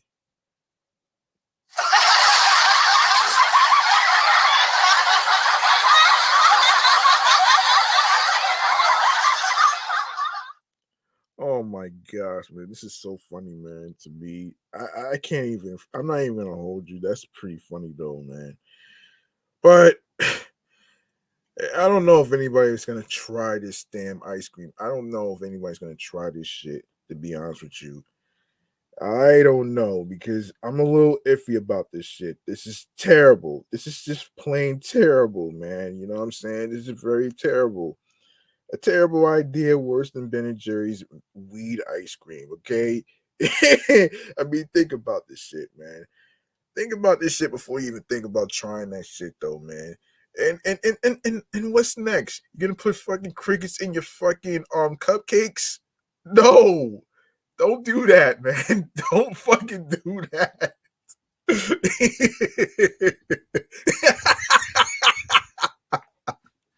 Oh shit, man. Oh my gosh, man. Um.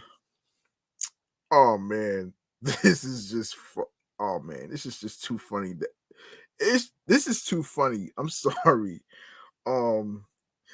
Oh my gosh, man. Anyway, man, let's get to the next one, and then we'll wrap up with the other one right here. So this is just okay. So here we go. We are gonna get into a little thing called We're gonna get into a thing called We're gonna get into a little thing that I like to call munchies and drinks. Okay, munchies and drinks. So let me just get into. Let's set this up right here, right now.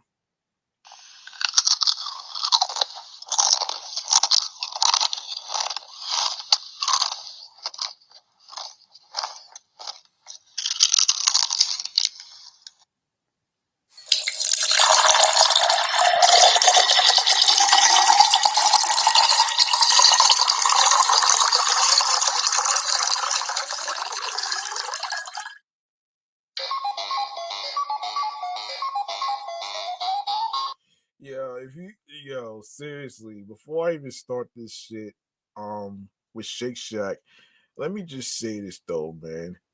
To the idiots out there who decides to make fucking who decides to add crickets to their ice cream, you better believe that mad people are going to go to the bathroom, and next thing you know, all bets are off, man. All bets are off, man. You know what I'm saying? These motherfuckers gonna be drowning in this shit, man. Honestly, it's this. First of all,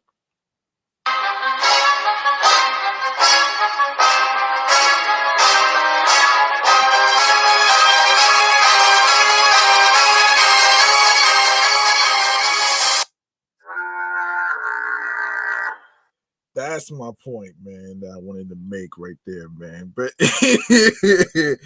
yo, all bets are off, and and if anybody goes to the bathroom, all bets are off. Everything's gonna be game over, man. I'm sorry, but I have to do this. Sorry about that.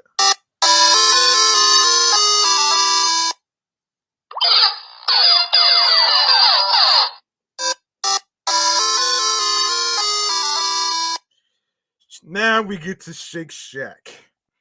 We're gonna talk Shake Shack for a sec, man. So, and this is from the AMNY website here. So, the art of truffle hunting typically requires skills, knowledge, and practice. But through April 16th, which I don't really care for fucking truffles, man. Anyway, but Shake Shack is giving New Yorkers a chance to join the search. Good luck with that bullshit.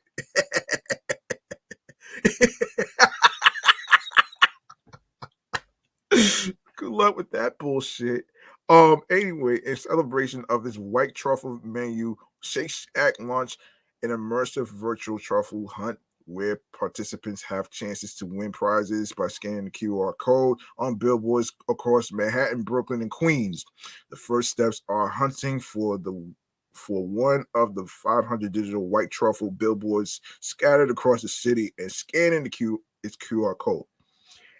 Excuse me. After a hunter scan the QR code, they will be taken to a truffle hunt website where they will dig for the truffle related prizes. Prizes include the chance to win $2,000, the value of 1 pound of white truffles, and promo codes for free Shake Shack white truffle menu items such as the white truffle burger, white truffle shroom burger. Oh shit. Um and the Parmesan fries and white truffle sauce. Oh shit.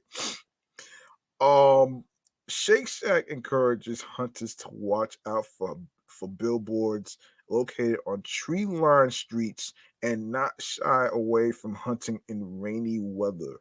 Prizes may or may not be related to the real life ideal truffle hunting conditions.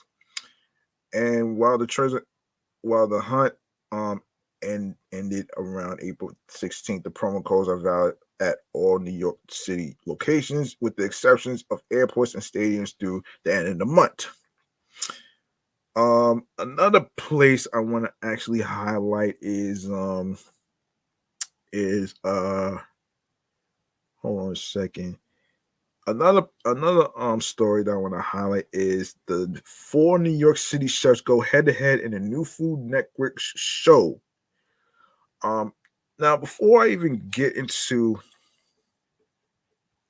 that story, um, I need to look up what that cheese shit is because hold on, the name of the cheese, if I'm not mistaken, hold on a second. This is what is it? What is it? What is it? What is it? What is it?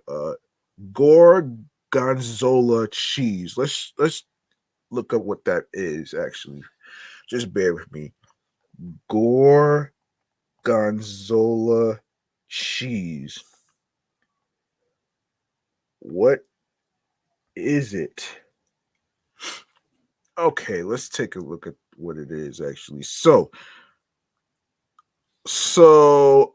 Gorgonzola is one type of blue cheese originally produced in northern Italy. Blue cheese may be from the may may be made from cows, sheep's, or goat's milk, while Gorgonzola is primarily made from unskimmed cow's milk.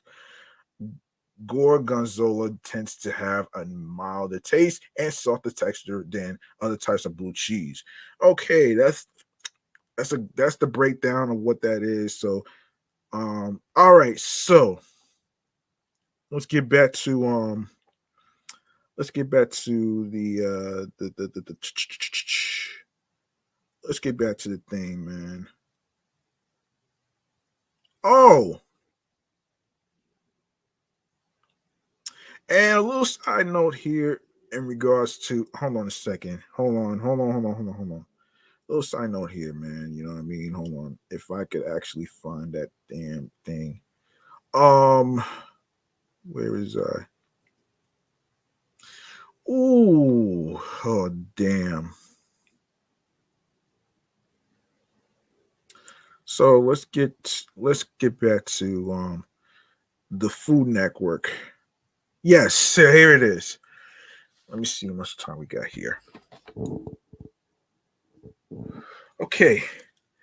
Okay, we'll wrap up after this. So 10 rising culinary stars, four of which hail from New York City, are battling it out in the kitchen in a new Italian cooking competition on Food Network. Chow House is a truly one of a kind competition for Food Network, hosted by Chef um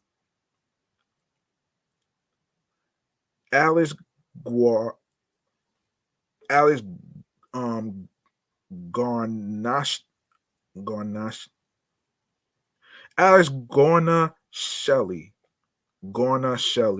forgive me, and Tuscan-born chef Gabriel Bertas, Bertassini. The the competitors compete against each other as individuals and in teams to prove their mastery of Italian cooking techniques and dishes. But there's another twist. All of those competing on the show are living under the same roof in an Italian villa in Tuscany. The winner of Chow House gets an immersive culinary education across Italy by training with renowned Italian master chefs. Chow House fuses the beauty and culinary traditions of Tuscany into a high stakes competition, said Betsy Ayala, head of Consent Food, Warner Brothers Discovery. These talented chefs must live together as a family in a jaw-dropping villa and simultaneously compete against each other for the prize of lifetime. It's not just a battle of cooking skills in Chow House. Um, Personal dynamics, loyalties, and rivalries create the perfect storm to create one of the most exciting series to date. Four chefs with New York City backgrounds are taking on the challenge of Chow House. Matt Watson, a Staten Island native and a private chef who owns the Tailored Night. Sarah Raffetto, owner of the New York City's Raffetto's Pasta, and Omar Ashley and Corey Becker, both of whom are Brooklyn-based chefs who have worked in several restaurants in the city. And and for the competitors, being in Italy competing in Chow House was an absolute game changer. Watson had previously been a competitor on the hit Food Network show Chopped and found that being in Italy provided the opportunity to work with high level ingredients. The ingredients are such a different level. I remember the first time when I went to Rome, just smelling the black peppercorns, I only started to cry because it's just so natural and just beautiful. Watson said in the villa where we were, there was this whole lemon tree that was the size of my head. You be in the studio and have to reproduce things, and but when you are on the soil and you are using ingredients from out of the garden, when something comes together like that, it's a whole 360 moment.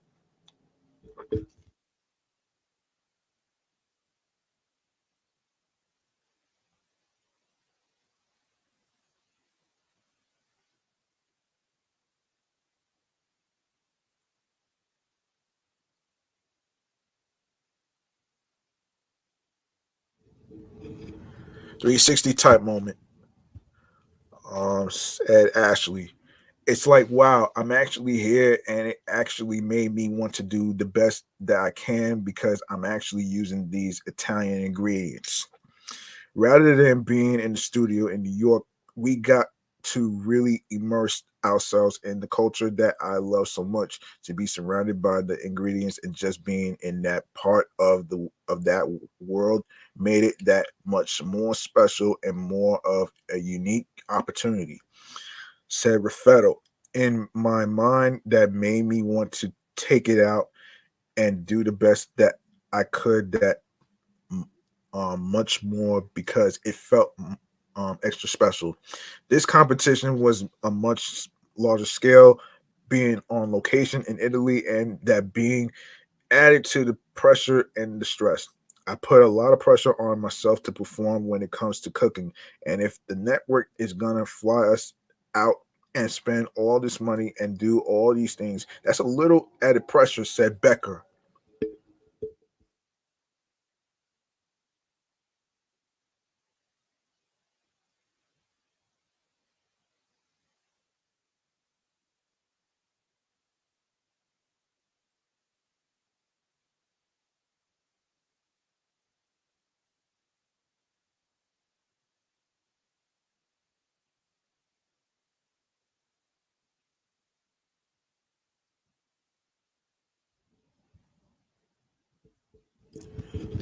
You want to really show up, and you really want to make everybody proud. You want to really show up and do the best you can.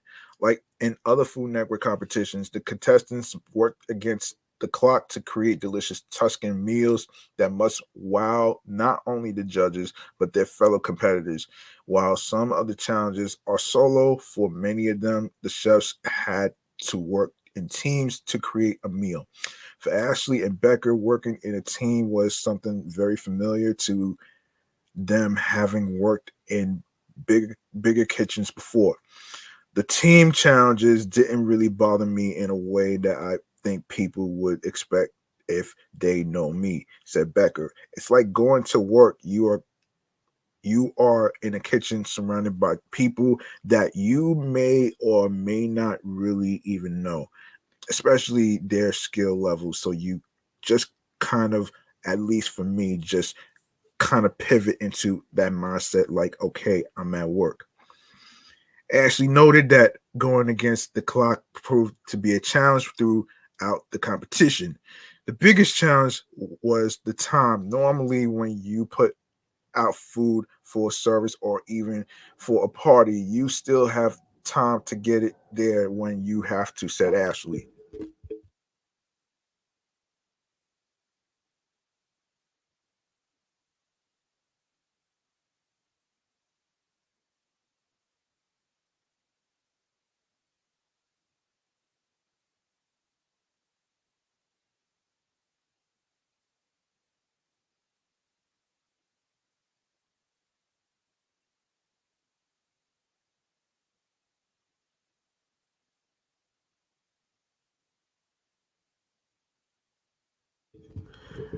When it's a competition, there's not a lot of time to get things done. So your mind goes all over the place and you don't want to miss a step.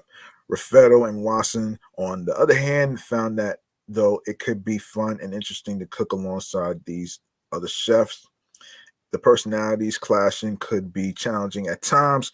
You are going into something that is unfamiliar, so you don't know how you are going to get along, what it's going to be like, and these people, and being like also in the kitchen with them, said Watson. We're all strong personalities, so just the fact that us having to navigate how to balance out all of each other, that's a challenge itself. um I found that while I do have a lot of culinary knowledge, I lacked confidence in certain moments. That was disappointing to me because I knew that I would know an answer, but because I was surrounded by people that I felt had stronger skills and backgrounds, I lost my voice a bit, said Raffetto. Um, all four NYC competitors are looking forward to the premiere of Child House.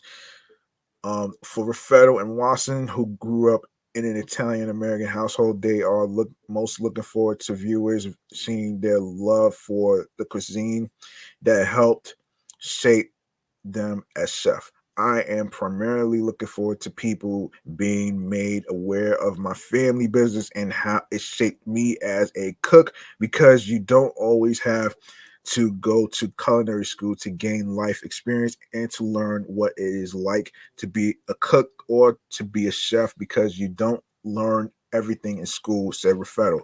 I think it's just gonna be my love for my cultures. Certain dishes like really kind of brought me back to being there, but on a broader scale, said Watson, I just felt like we did something so special that truly has never been seen before, never been seen. Becca hopes that the show can help viewers get real insight into what they do for a living, while Ashley is excited to see everyone's creativity showcase. I would say I'm most excited for people to see that this is really what I do. I would say that the majority of the people in my life have never seen me cook in a professional setting, just because I'm in the back or downstairs or whatever it may be, said Becker.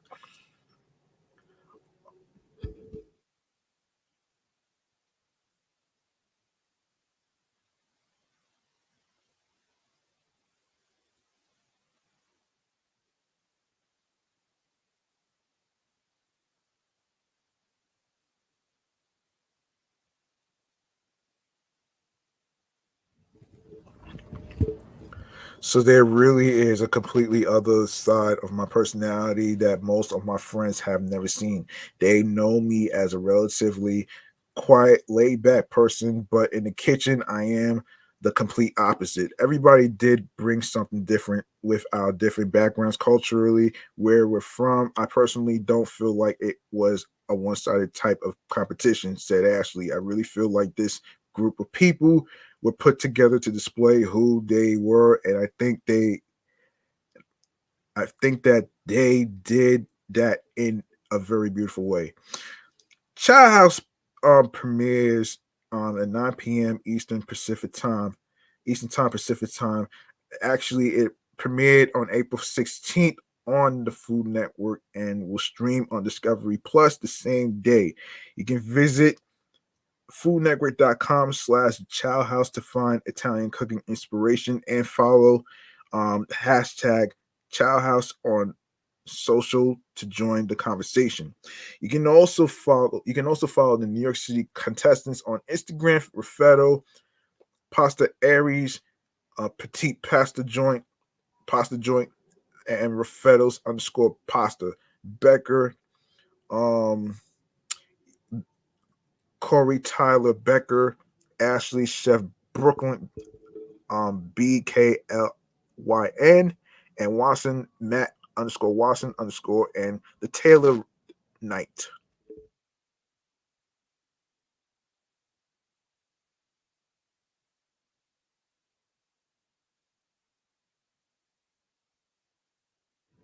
Yeah, so go ahead and follow these people on Instagram along with Child House. All right. So there you go, right there. And I'm going to finally, and I mean finally, wrap up this episode right here. So um yeah, we're gonna wrap up here right here. So okay, so um our very last segment of the night is stream choices on the go, man. Let's go.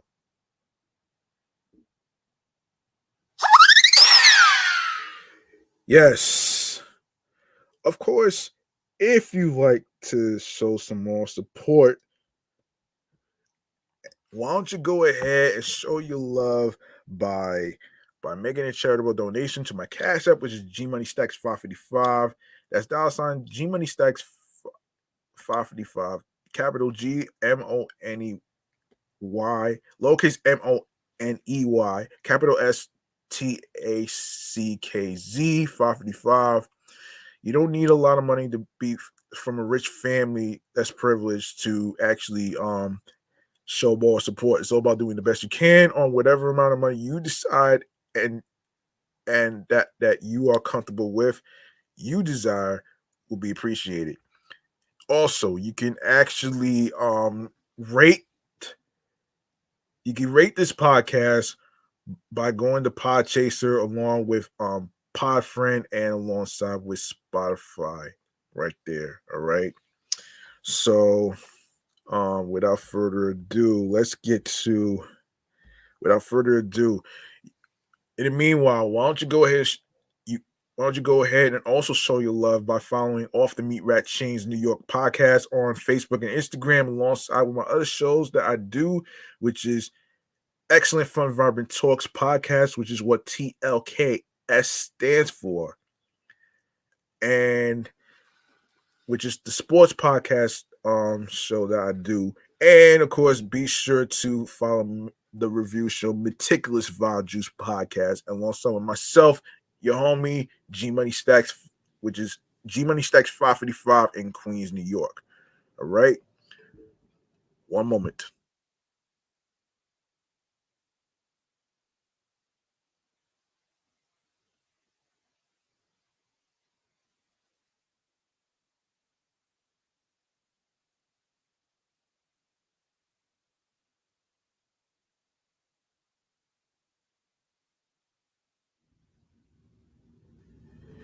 Yes, turn on your notifications so you can be in the know on when each episode is going to be dropping. And on top of that, and on top of that, um, for more details on any postponements and stuff like that, which I do apologize for the postponement of the episodes. Um, just had to do a little mental health thing, so you know what I'm saying. So anyway, if you go to the link in bio, you're gonna see a whole list of audio streaming platforms that you can download to your iPhones, your Android phones, iPads, Android tablets, laptops, which includes Apple, Mac, Dell laptops, which includes Windows. Any Windows, you can download these apps onto your Dell laptops. All right, so there you have it right there.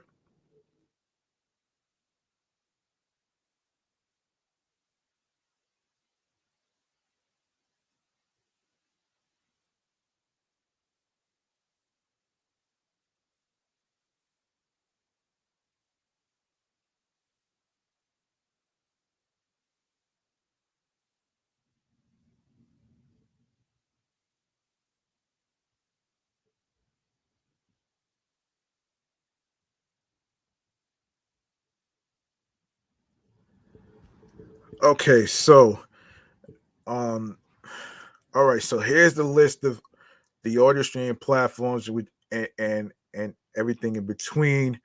As I list them, um, just um, just pay attention and download these apps, which includes Audacity, Audible, Audio Burst, Amazon Music Breaker, Bullhorn FM, Castbox FM, Deezer, Listen Notes, Moon FM Podcast, Player FM, Pocket Cast, Podbay, Podfriend, Podhound, Podopolo, Podorama, Podcast Index, Podcast Addict, Podchaser, Podverse, Podcast Guru, Podvine, Spotify, Stitcher, and including Spotify for podcasters.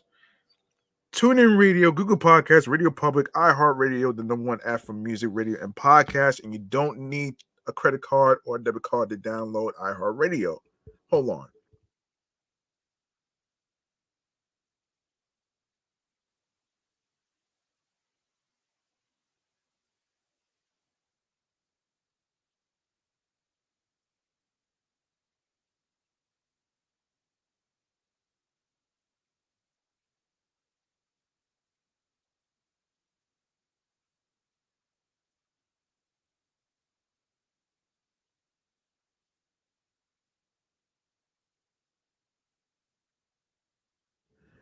Yeah, so like I said, you don't need a debit card or credit card to download iHeartRadio or any of the apps whatsoever.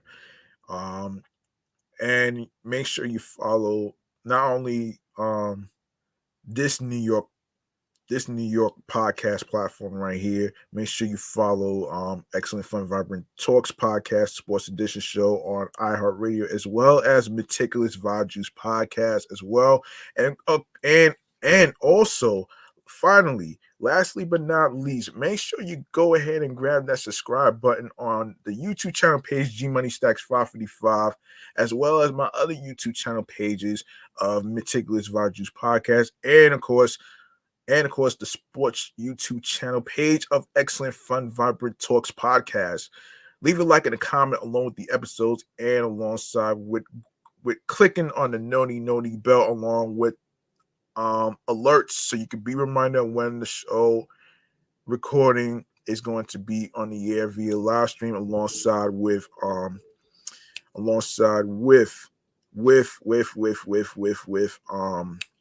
the date, the day, and the time on when the date and the time and month. So there you have it right there. Also, stay tuned for more video content, upcoming episodes, previous episodes, and everything in between. And of course, listen, stream, watch the episodes in case you miss any of the episodes whatsoever. Everything's all there. Don't worry. And of course, download these episodes, share the videos, share the episodes, including sharing the episodes on Spotify as well. Make sure you follow on Spotify as well. Um and and and of course tell a friend to another friend. Spread the word. Word of mouth is important. And of course, be sure to hold on a sec.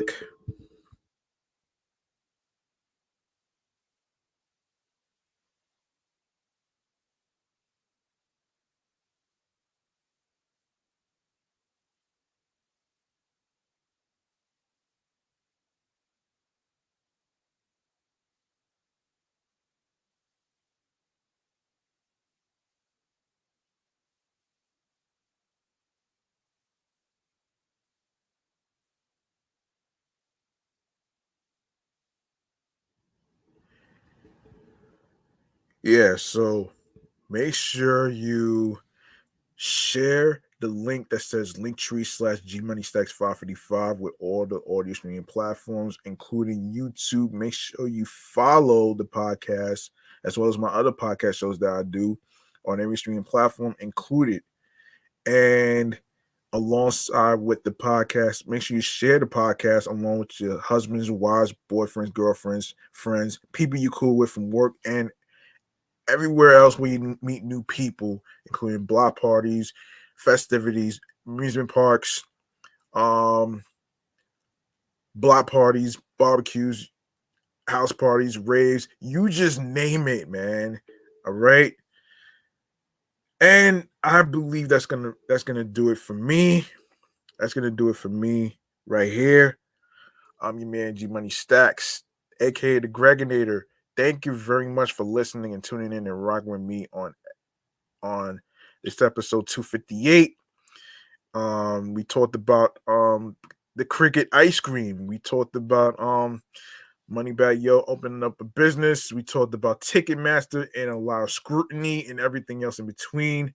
Let us know in the comments on what you think about Ticketmaster and the whole craziness that's going on with the outrageous prices, you know what I'm saying, and everything else in between. So there you have it right there. And remember, the grind doesn't stop. Hard work pays off.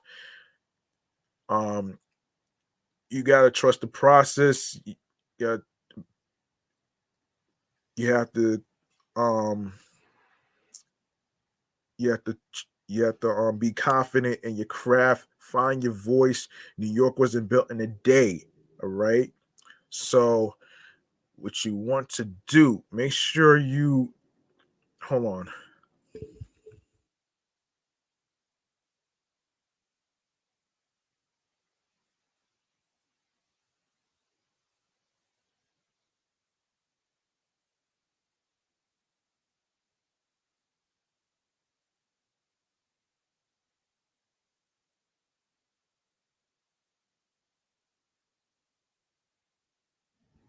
Yes, make sure you find something, find and look for something that clicks to you, that makes you happy, and doing what you love. And don't worry about pleasing other people as far as your what is your podcast or radio show and everywhere else in between. It's all about doing you, man. You gotta do you. You can't make everybody happy unless you make yourself happy. And in the words of Ivy Rivera, you you gotta validate yourself. You can't really rely on people to validate you. You gotta validate yourself. You know what I'm saying? I hope y'all understand the process. Everybody starts from the bottom. There's no magic quick fix or quick way to actually do this. It takes time and months. So, you know what I'm saying? And of course, you want to be on your P's and Q's that gets you into your zone alongside with tunnel vision. All right. That's it. Thank you very much for listening and tuning in and rocking with me. Peace and one love. And I hope y'all learned something today. Hold on. As I lower this.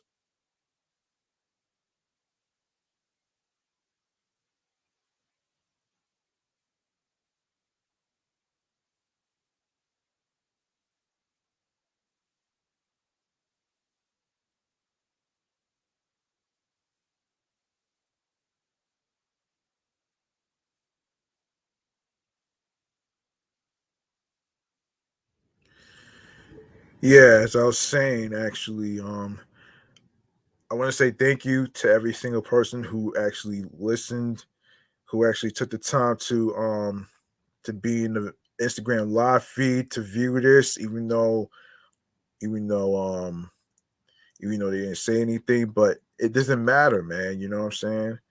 Um, you can't worry about high expectations of other people or what they're saying to you. It's all about you, man. You have to do you. Be confident in what you do, folks, and everything will come naturally, organically, all together. All right, I'm up out of here. Peace and one love. Good night, everybody.